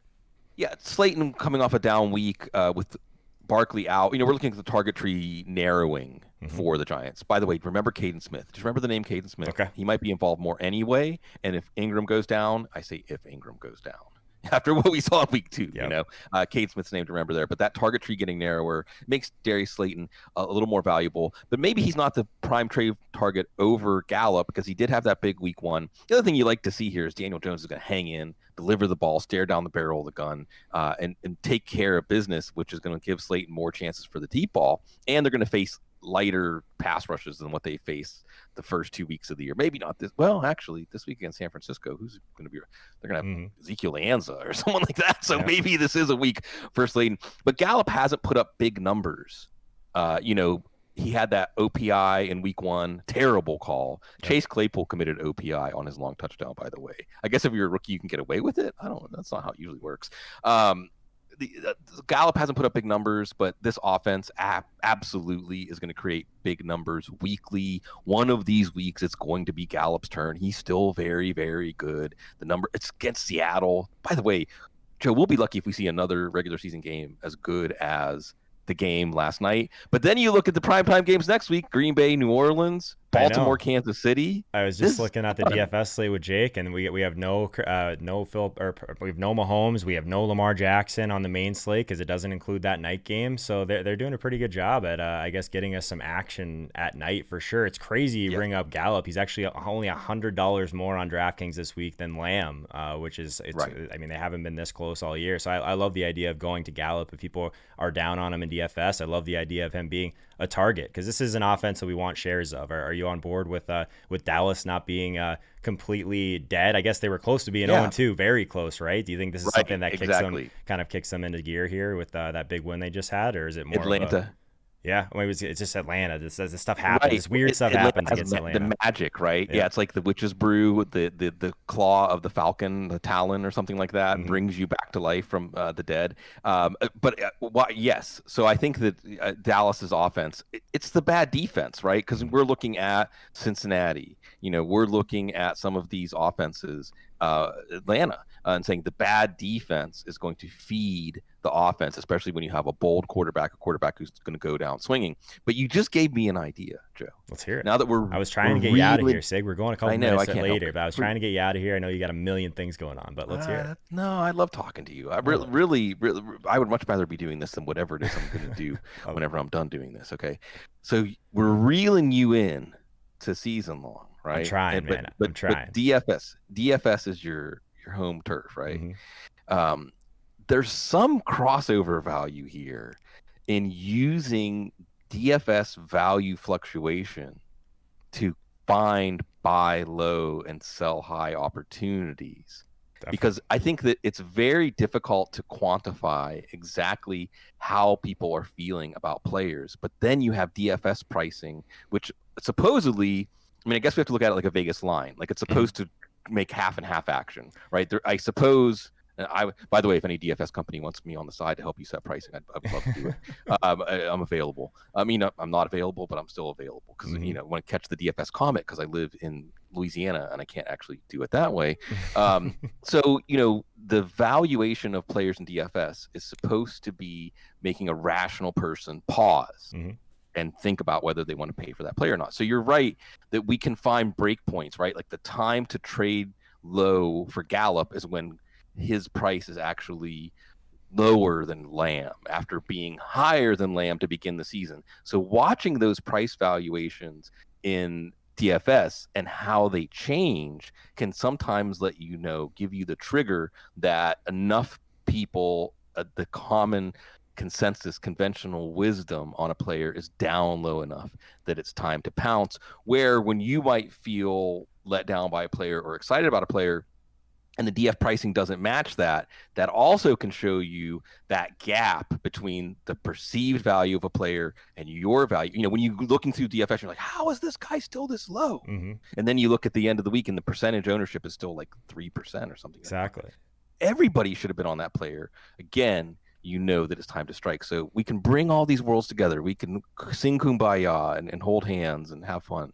Yeah, I have a ton of thoughts here, but I guess to kind of quickly go through them, there's two things majorly here. I think that like one thing that DFS pricing won't really show you a lot of times is the exact usage. So if a guy is just leaving a ton of air yards on the field and he's really not putting them together yet, a lot of times we'll see some of those guys be a depressed price overall, but also touchdowns. It's the same thing in season long, Sig. Like you see a box score of a guy that's been getting into the end zone a ton, but maybe his volume hasn't been quite where we need it to be. Like that's what moves the pricing is sometimes the box scores. So if we, from like a wide receiver perspective, we see a guy like Mike Williams who's just leaving a ton of air yards on the field every single week, he's going to be cheaper in DFS because he hasn't just quite gotten there yet. Deontay Johnson was another one last week who he's leaving all these air yards on the field. His usage is there. The volume is what we care about the most by far. But the other thing, the other side of this, Sig, is people are actually getting smarter. Like in DFS, there was a week last year that I always bring up.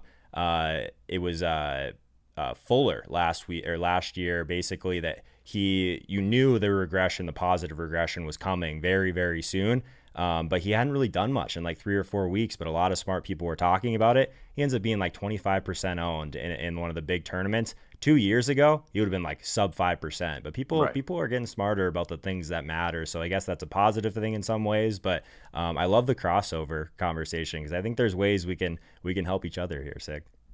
That's what we're here for. Yeah. All right. He's Sigmund Bloom, the co-owner of Football Guys. Honestly, if you are like a serious fantasy football player, I would recommend that everyone listening go check them out immediately. Sig, I'll see you next week, my friend. Best of luck in week 3.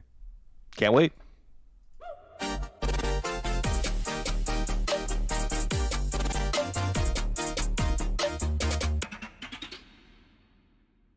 Always a great conversation with Sigmund Bloom. Appreciate everyone that is in the chat right now. If you're here for the first time, do me a huge favor, toss a like on this video. Consider subscribing. We do this every Monday and Wednesday at 3 p.m. Eastern time. I also do a show every Sunday morning at 9:30 a.m. Eastern time. So just building this whole thing up as a community. Always good to talk with Sigs because I think that even though we have him for just a short time, he just loves football, right? And he loves fantasy football, always has great insights on all these topics that we're going to go through.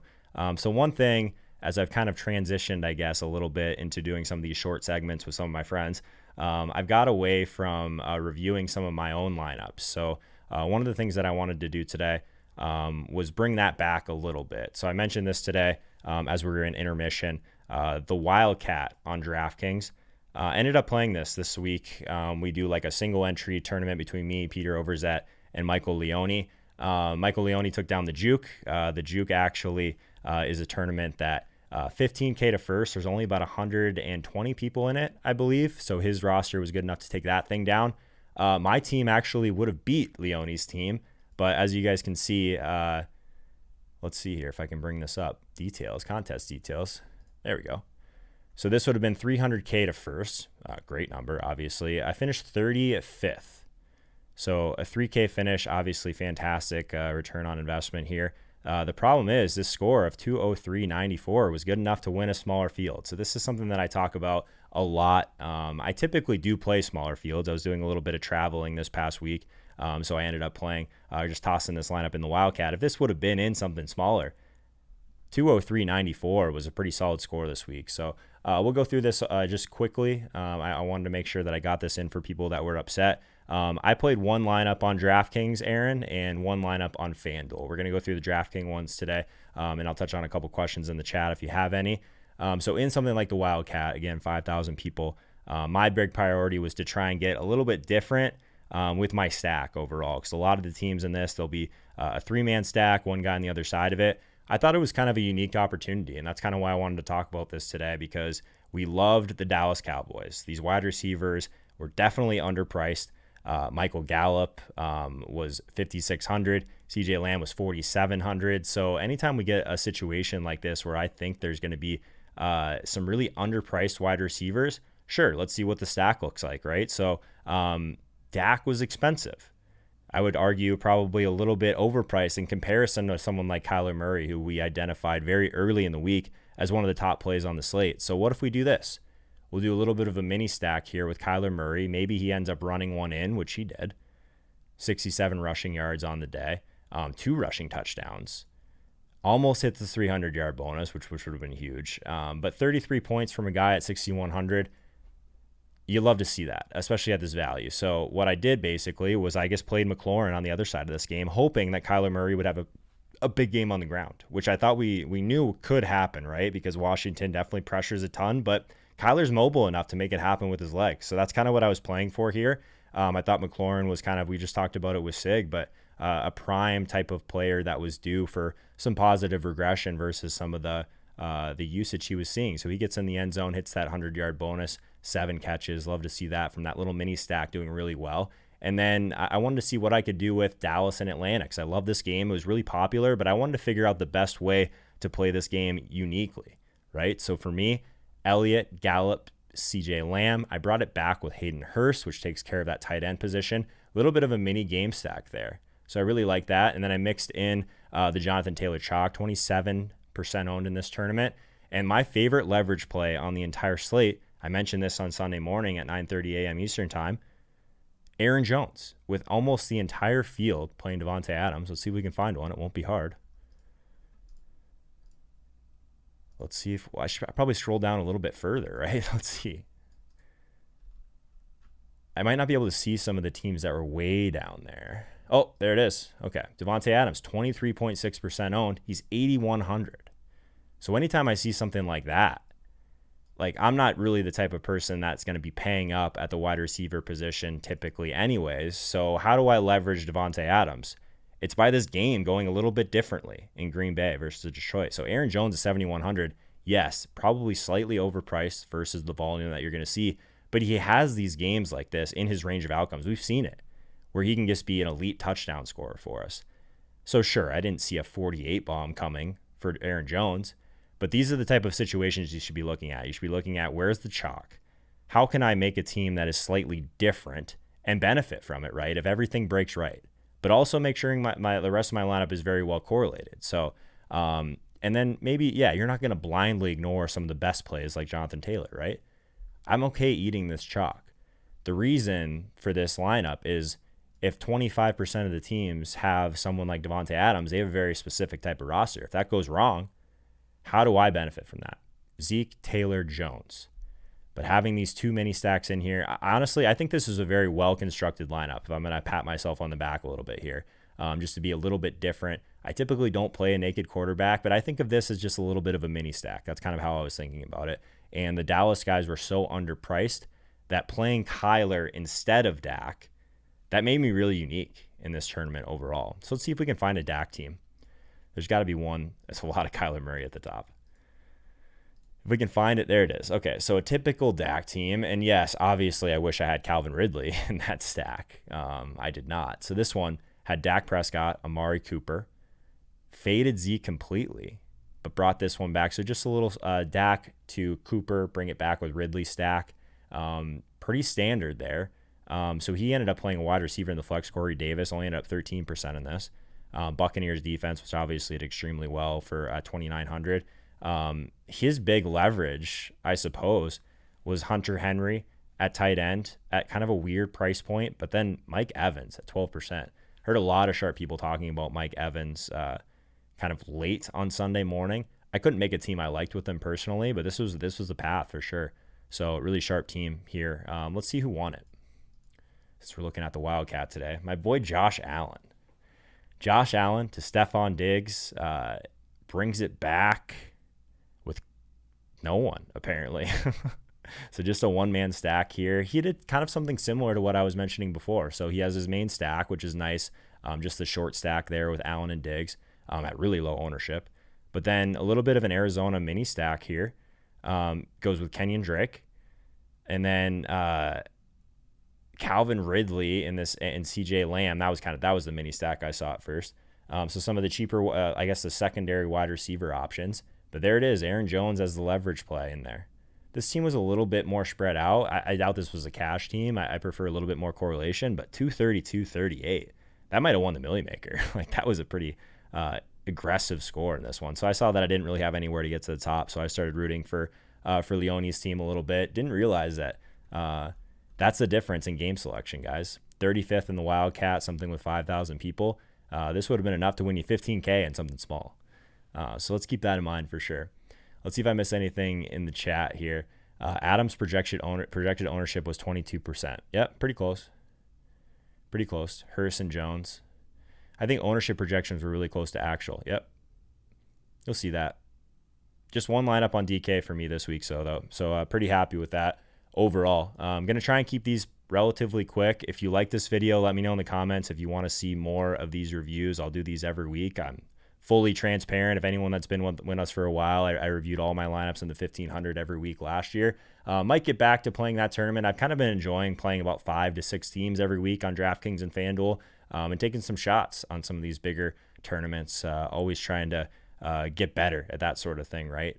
So we'll do this next week. If you let me know, drop a like on this video. I'd really appreciate it. All of these are now in podcast form as well, so be sure and check out the description if you can join us over on the podcast streets. We are live again every Monday and Wednesday at 3 p.m. Eastern time. Also, it's Sunday morning at 9:30 a.m.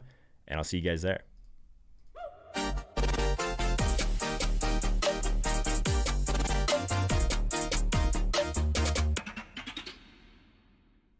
We're knocking out all kinds of shows today, all kinds of content for everyone. It's so frustrating that my lights are not working behind me. I hit this button, nothing happens, but appreciate everyone that's been here. We're going to go quickly through some of the positions. Those videos were a little bit short for mine, I guess my liking. They were only end up being, some of them were like 8 minutes. That's not enough time for us to look through some of these positions. So we'll do that in a second as soon as I catch up with the chat.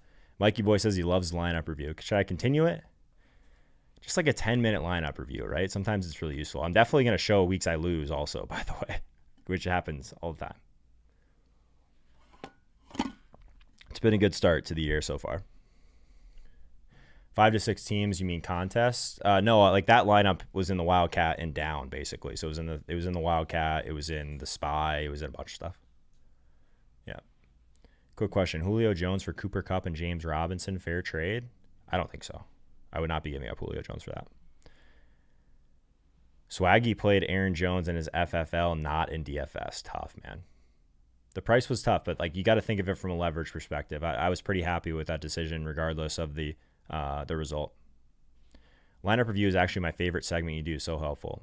Bubs, you might have been one of the people that convinced me to do it. So hopefully it'd be good to kind of bring that back. Didn't realize how long block of content. Yeah, so basically the ideal video size for YouTube is like 12 to 15 minutes. It's all about like watch time and stuff like that. So I'm trying to knock out as many segments that I can kind of unload throughout the week on Mondays and Tuesdays, these longer streams basically. So the best way, I guess the best way to describe it is like this video is going to be cropped pretty quickly for like one segment.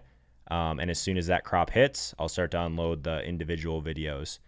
So if you are here live and you come back and you see that all the content is no longer here, the best place to find it is on the podcast, just until the rest of the videos come out individually. You know what I mean?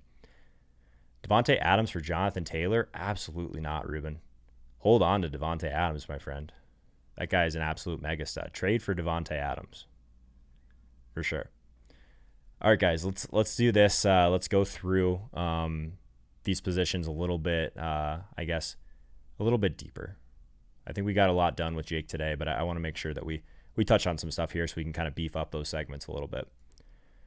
So again, if you are just joining us, the resources tab on linemovement.com, if you go to the NFL data table, it'll bring you to this resource right here. This is what I think is one of the most valuable things out there, honestly, for absolutely free. So you'll get projections in here, ownership projections, all the Vegas data that comes through. Obviously, this being recorded early in the week, there's a couple of these columns that will be filled out as the week continues. But I wanted to walk through each of these positions, again, just a little bit deeper. Quarterback. So we talked a little bit about some of the cheaper options that we like. One thing that I didn't mention that I really like to look at is average intended air yards. So that's basically, is the quarterback throwing deep? We can look past some of these quarterbacks with small samples or ones that haven't played both games. Say what you want about Kirk Cousins. He's not scared to air it out a little bit. I think at 5,500 against Tennessee, it's a hard offense to get like kind of excited about. Obviously, Kirk Cousins doesn't give us much on the ground overall. The guy that I wanted to kind of talk about here was Mitchell Trubisky. This is something that I didn't bring up with Jake before, but 5,700 against Atlanta. We know that's a really good spot. Just such a letdown experience overall with what just happened to him against Dallas. I think that Trubisky is at least interesting in this spot. A 9.5 average intended air yards. That's pretty solid, guys. We know that Trubisky will just give us a little bit on the ground. So overall, might be a tough week, but I think Trubisky is at least interesting. Right below him, probably the optimal guy in that range, Carson Wentz against Cincinnati. That's the guy. I know we mentioned him before in the QB first look, but I think at 5,800, he's someone that still is willing to chuck it deep. We talked about that. He's going to throw it to Deshaun. He's going to throw it to Rager and open up that middle of the field for guys like Goddard and guys like Zach Ertz. So I really like Carson Wentz at that price point in particular. 5,800 is just too cheap. Definitely think it's a solid matchup against Cincinnati also. So I think both of those guys are in play on the cheap side of things. If we want to pay all the way up, we obviously don't have Lamar. We don't have Mahomes on this. So who are some of the expensive quarterbacks that we like? Russell Wilson against Dallas. Like, this game is going to be popular, I would imagine. My preference between Josh Allen and Kyler Murray, I think we go back to Kyler Murray. We talked about this with Jake also. 6,800, that price tag is a little bit scary for me, but we know there's weapons, pretty easy to stack up Kyler. But I think that the rushing upside that we saw it, right?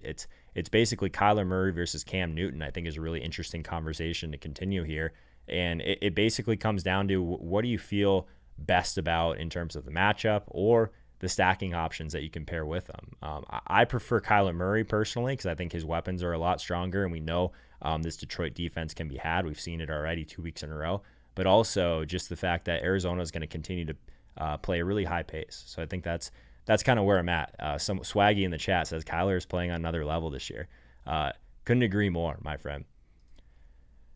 So digging a little bit deeper into running backs now, guys, I think this is one of the ones that you'll have to keep an eye on throughout the week as this data sheet kind of fills itself out a little bit. Again, if you're here for the first time, linemovement.com, resources, NFL data table. So this is where we'll kind of walk through our first look. Obviously, Christian McCaffrey will be out of here shortly as soon as we get some projections that come through. I want to kind of move down a tier. What do we think about this Derrick Henry, Dalvin Cook, Josh Jacobs tier? We can even throw Zeke into that mix. But this mid 7K range, obviously we have Jonathan Taylor at 7K now. It's a really interesting conversation to have. Do we have a preference in the chat between those guys? Who should we look into a little bit here? I'll say this matchup for Josh Jacobs against New England, I think it's a little interesting, personally. So if we agree that Josh Jacobs hopefully is going to be at least capable of catching more passes, this is a decent spot. New England actually 27th in the NFL at defending the short area of the field. So I think that one is interesting for sure. That should be leading us towards the Giants as well, 28th. San Francisco actually this year defending the short area passes. So I think it's a spot that if you want to go after, if it's Gallman, if it's Deion Lewis, if it's Devonta Freeman, hopefully we get more information as this week goes on. But I definitely think that the Giants running back situation, if a clear guy does emerge, he's going to be a pretty easy conversation to have at this point. Mike Davis for McCaffrey, sure. Against the Chargers, I don't expect there to be a ton of points in this game overall, but we're going to have to see what happens, I think. Back to Henry and Taylor for Flash. I think that's pretty sharp, man. It's Mookie says JT still feels too cheap. I kind of agree with you, man. Even against the Jets, like, am I crazy for even considering going back to Jonathan Taylor when he is like the same price point as guys like Josh Jacobs? Pretty close, like the same range as Dalvin Cook, honestly. Someone like Austin Eckler, still very, very cheap against Carolina. I don't know. The usage has been weird there overall. I think Taylor at 7K, like, he might be my favorite play in that range. I think it's really interesting. So I think that's pretty much it in terms of running back. Definitely circle back to the videos that will come out throughout the week. We hopefully get some more clarity on some of this value, but it's going to be a week where paying down at running back is going to be very popular. I'll say this, guys. Make sure if you're paying down at running back, you take ceiling into account. Ceiling's still important. These guys that are going to be catching a ton of passes, that yes, they're more expensive, but that secured role, hopefully where there's not a ton of just, we have no idea what's going to happen with Gallman, with Deion Lewis, with potentially Devonta Freeman. Pay up for certainty at a position, or not at least certain volume at a position where it's the easiest to do. So diving a little bit deeper at the wide receiver position, again, if this is your first time on linemovement.com, check out the resources tab, NFL data table. I'll say this every single week until you guys start believing me. Weighted opportunity rating. This is a Josh Hermsmeyer stat, airyards.com. Be sure and check that out. Follow Josh on Twitter. Basically, it's a mixture between target share and target share of air yards. One of the most predictive things there is at picking wide receivers. So I'm almost always paying attention to this, trying to figure out which guys are still very underpriced. Mike Williams, Deontay Johnson, still very underpriced relative to their weighted opportunity rating. John Brown in there as well. Darius Slayton is the guy that I want to talk a little bit more about. 4,900. I know Jake mentioned him before, but we see it, and we talked about it with Sigmund Bloom as well. We see these guys where the target share, the target tree just gets so much smaller that Darius Slayton at 4,900 seems like a crazy good value to me personally. And the reason that I really like this is San Francisco cannot defend the deep ball. 31st in the league at defending deep passes. I think Slayton could end up being a really popular option at that price point, and probably for good reason. I like that one quite a bit. What do we think about Paris Campbell at 4,100? He's another guy that the air yards have been there. I think it's a really interesting play at 4,100. Do we like anyone more at the cheaper range? We've got some LaVisca talk in the chat as well. Woods revenge game versus Buffalo, unless White is covering him. That would be the one that... so I don't care a ton about wide receiver cornerback matchups. Tre'Davious White is one I do care about. That's for sure. Would I trade Fournette for Galladay? Absolutely. Absolutely, I would. Thanks for your question in the chat, Ben. Yeah, if anyone's watching this later on the YouTube channel, or maybe they're watching this in podcast form, we are live each and every Monday, Wednesday, 3 p.m. Eastern time, but also Sunday mornings at 9:30. So check that out. Check out the description if you want to enjoy this in podcast form. Guys, just a reminder, ratings and reviews really help me out. We're trying to get the word out, kind of grow our community. We had about 500 people in chat on Sunday morning, which was just amazing. I want to try and get this up during the weekdays as well. We do a bunch of Q&A, a bunch of that sort of stuff. So any other names you guys want me to, that's here right now, let's hear it. Any other names that you guys want me to go through in terms of wide receivers? Want to go a little bit deeper, right? So one of the other metrics I think is really important, yards per route run. You can take out some of the smaller samples here. Obviously, Chase Claypool is not someone we're interested in. Typically, you'll see some of the top names in the entire league kind of leading the way here. So Adam Thielen, Robert Woods, kind of in that 6K range. Anthony Miller, still 4,900. I don't hate Anthony Miller against Atlanta. I think that's a really strong play. Will Fuller, we'll see what happens to that injury. That did not look good. Robbie Anderson, we talked a little bit about him as well at 5,200. I think that one's interesting in terms of his yards per route run, very strong. DeAndre Hopkins, Julian Edelman. I know Jake talked about if you are going to be stacking up Cam, it's still probably Julian Edelman with him. So I could get down with that. 6,200 seems a little bit overpriced for me, but at least he's checking some boxes, right? Leading the way in terms of total routes, Stephon Diggs, John Brown, these Buffalo guys, like still underpriced.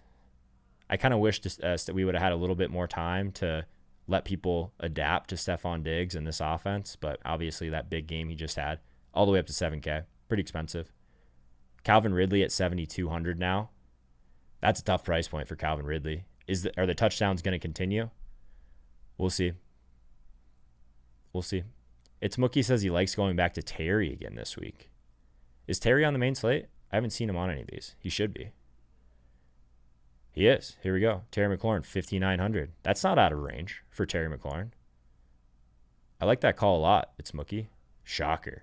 It's Mookie dropping some great knowledge in the chat. Actually 31st in the league at defending short area passes. That's interesting from Cleveland. But yeah, that's a really solid weighted opportunity. It's still 0.6. That's very good. That's very good. Still top 20, 20-ish. I like that quite a bit. I don't think that Terry McLaurin has fully, like the price has not caught up to him yet. 5,900 is too cheap. I like that one a lot. All right, diving deeper a little bit now into tight end. If you're watching this for the first time, make sure you check out linemovement.com, resources tab, NFL data table. We're going to walk through our DFS first look every single Monday at 3 p.m. Eastern time with Jake Seeley, but also do a little bit of a deeper dive solo after. And then tons of other stuff going on. 9:30 a.m. Eastern time is our stream that we do every Sunday morning before kickoff. So let's take a little bit of a deeper look into tight end. So one of the things that we talked about was that Tyler Higbee at 5,900, that seems expensive to me personally. But if we're just looking at routes run overall, we know that these tight ends that see less volume through the air overall, just guys that are running routes, they're on the field. That means they're not blocking, to me at least. So Hayden Hurst at 4,700, still think that he's a really solid play with that team total against Chicago. I like that spot a lot. 22nd in the league at defending short area passes. His yards per route run, not near as strong. So what that tells me is maybe there's a little bit less upside maybe for Hayden Hurst, but that role is very secure from a volume perspective. I still think that he's pretty solid. Yards per route run, that's where we're going to see some of these freak athletes, right? We're going to see Njoku, Fant, Dallas Goedert, Hunter Henry, Jordan Reed up here as well, above 2.4 yards per route run over the last 4 games. So that's interesting. I was hoping we'd get a Noah Fant game, obviously with Cortland Sutton out. I was hoping we get a Noah Fant game when he was a little bit cheaper, but DraftKings got aggressive with that pricing. 5,400 for Noah Fant. That's a tough one. I think Dallas Goedert being so close to Ertz in terms of price, I think that's kind of interesting. I think most people that play like Goddard at 4,900, most people are just going to pay another $200 and play Ertz, right? Am I wrong? So I'm kind of like, that makes me a little bit more interested in Goddard if he's going to be a little bit lower owned. That'll be one that we'll have to kind of keep an eye on as the game is, or as the week progresses here. That team total is kind of what's leading me a little bit more towards Philly in general. And obviously there's going to be a ton of Carson Wentz out there. I think he's going to be pretty chalky at quarterback. So going to one of these tight ends or both, I'm not really huge into that overall, but I think it makes some sense. Again, in this range, if you're going cheaper, I think it's probably Mo Alley Cox if Jack Doyle isn't there. But that's another one that we're going to have to continue to look at throughout the week. Schultz should be popular. Let's take a second look. I'm going to have to make this a little bit. There it is. Okay. I like Schultz quite a bit. Does he walk into that full role? I don't know. There should be a game that has some points for sure. At 4,500, I think a lot of people are going to try and get to kind of this Goddard Ertz range for a little bit more expensive, or they're going to go down to someone like Jordan Reed or someone like this Mo Alley Cox range. So right in the middle is Dalton Schultz. I like it from perspective that like it's the offense that we want to tie ourselves to. What's my issue here is 24 routes run. That's not a ton of routes, guys. And it's not a lot of deeper routes down the field. So that's my only issue with it. The problem is like we haven't had a full sample yet from Dalton Schultz. So we might have to kind of take this game by game, week by week. I wish he was a little bit cheaper is my first talk on that. I'm with Flash though, probably paying down at tight end. That's kind of the name of the game, right? I'm either paying all the way up for someone like Kittle or Kelsey, Mark Andrews, or I'm trying to get really cheap with these guys that are running routes or running deeper routes down the field. So we don't have a super cheap guy that stands out from that perspective overall. So I think it's one of those weeks that if you did want to pay all the way down, I don't think it's the worst thing in the world. That's for sure. All right, guys. I'm out of breath. We covered it. We covered it all. Busy Monday overall. Appreciate everyone that's here live. If you haven't already, toss a like on this video. Appreciate you guys kind of sticking it out. Definitely come back on Wednesday. If you're here for the first time, I'll get the podcast out throughout the week. Again, toss me a rating and review. Really helps out, honestly. Like I'm trying to do my best with the data table, with all the content, to give you guys as much value as I possibly can for free. The way you can help me out, likes, comments, subscribe, rating and reviews on the podcast. It's really all I'm asking for. So I hope that's not too much. I'll see you guys on Wednesday. Be sure and check out linemovement.com, the Line Movement YouTube channel also. I'm on like 4 or 5 shows throughout the week for the Line Movement channel in particular as well. So check that out. Thanks, Jake Seeley. Thanks, Sigmund Bloom. We'll be back with Rich Rebar and Matt Harmon on Wednesday. We'll keep this train moving. Week 3 already. I'll talk to you guys soon.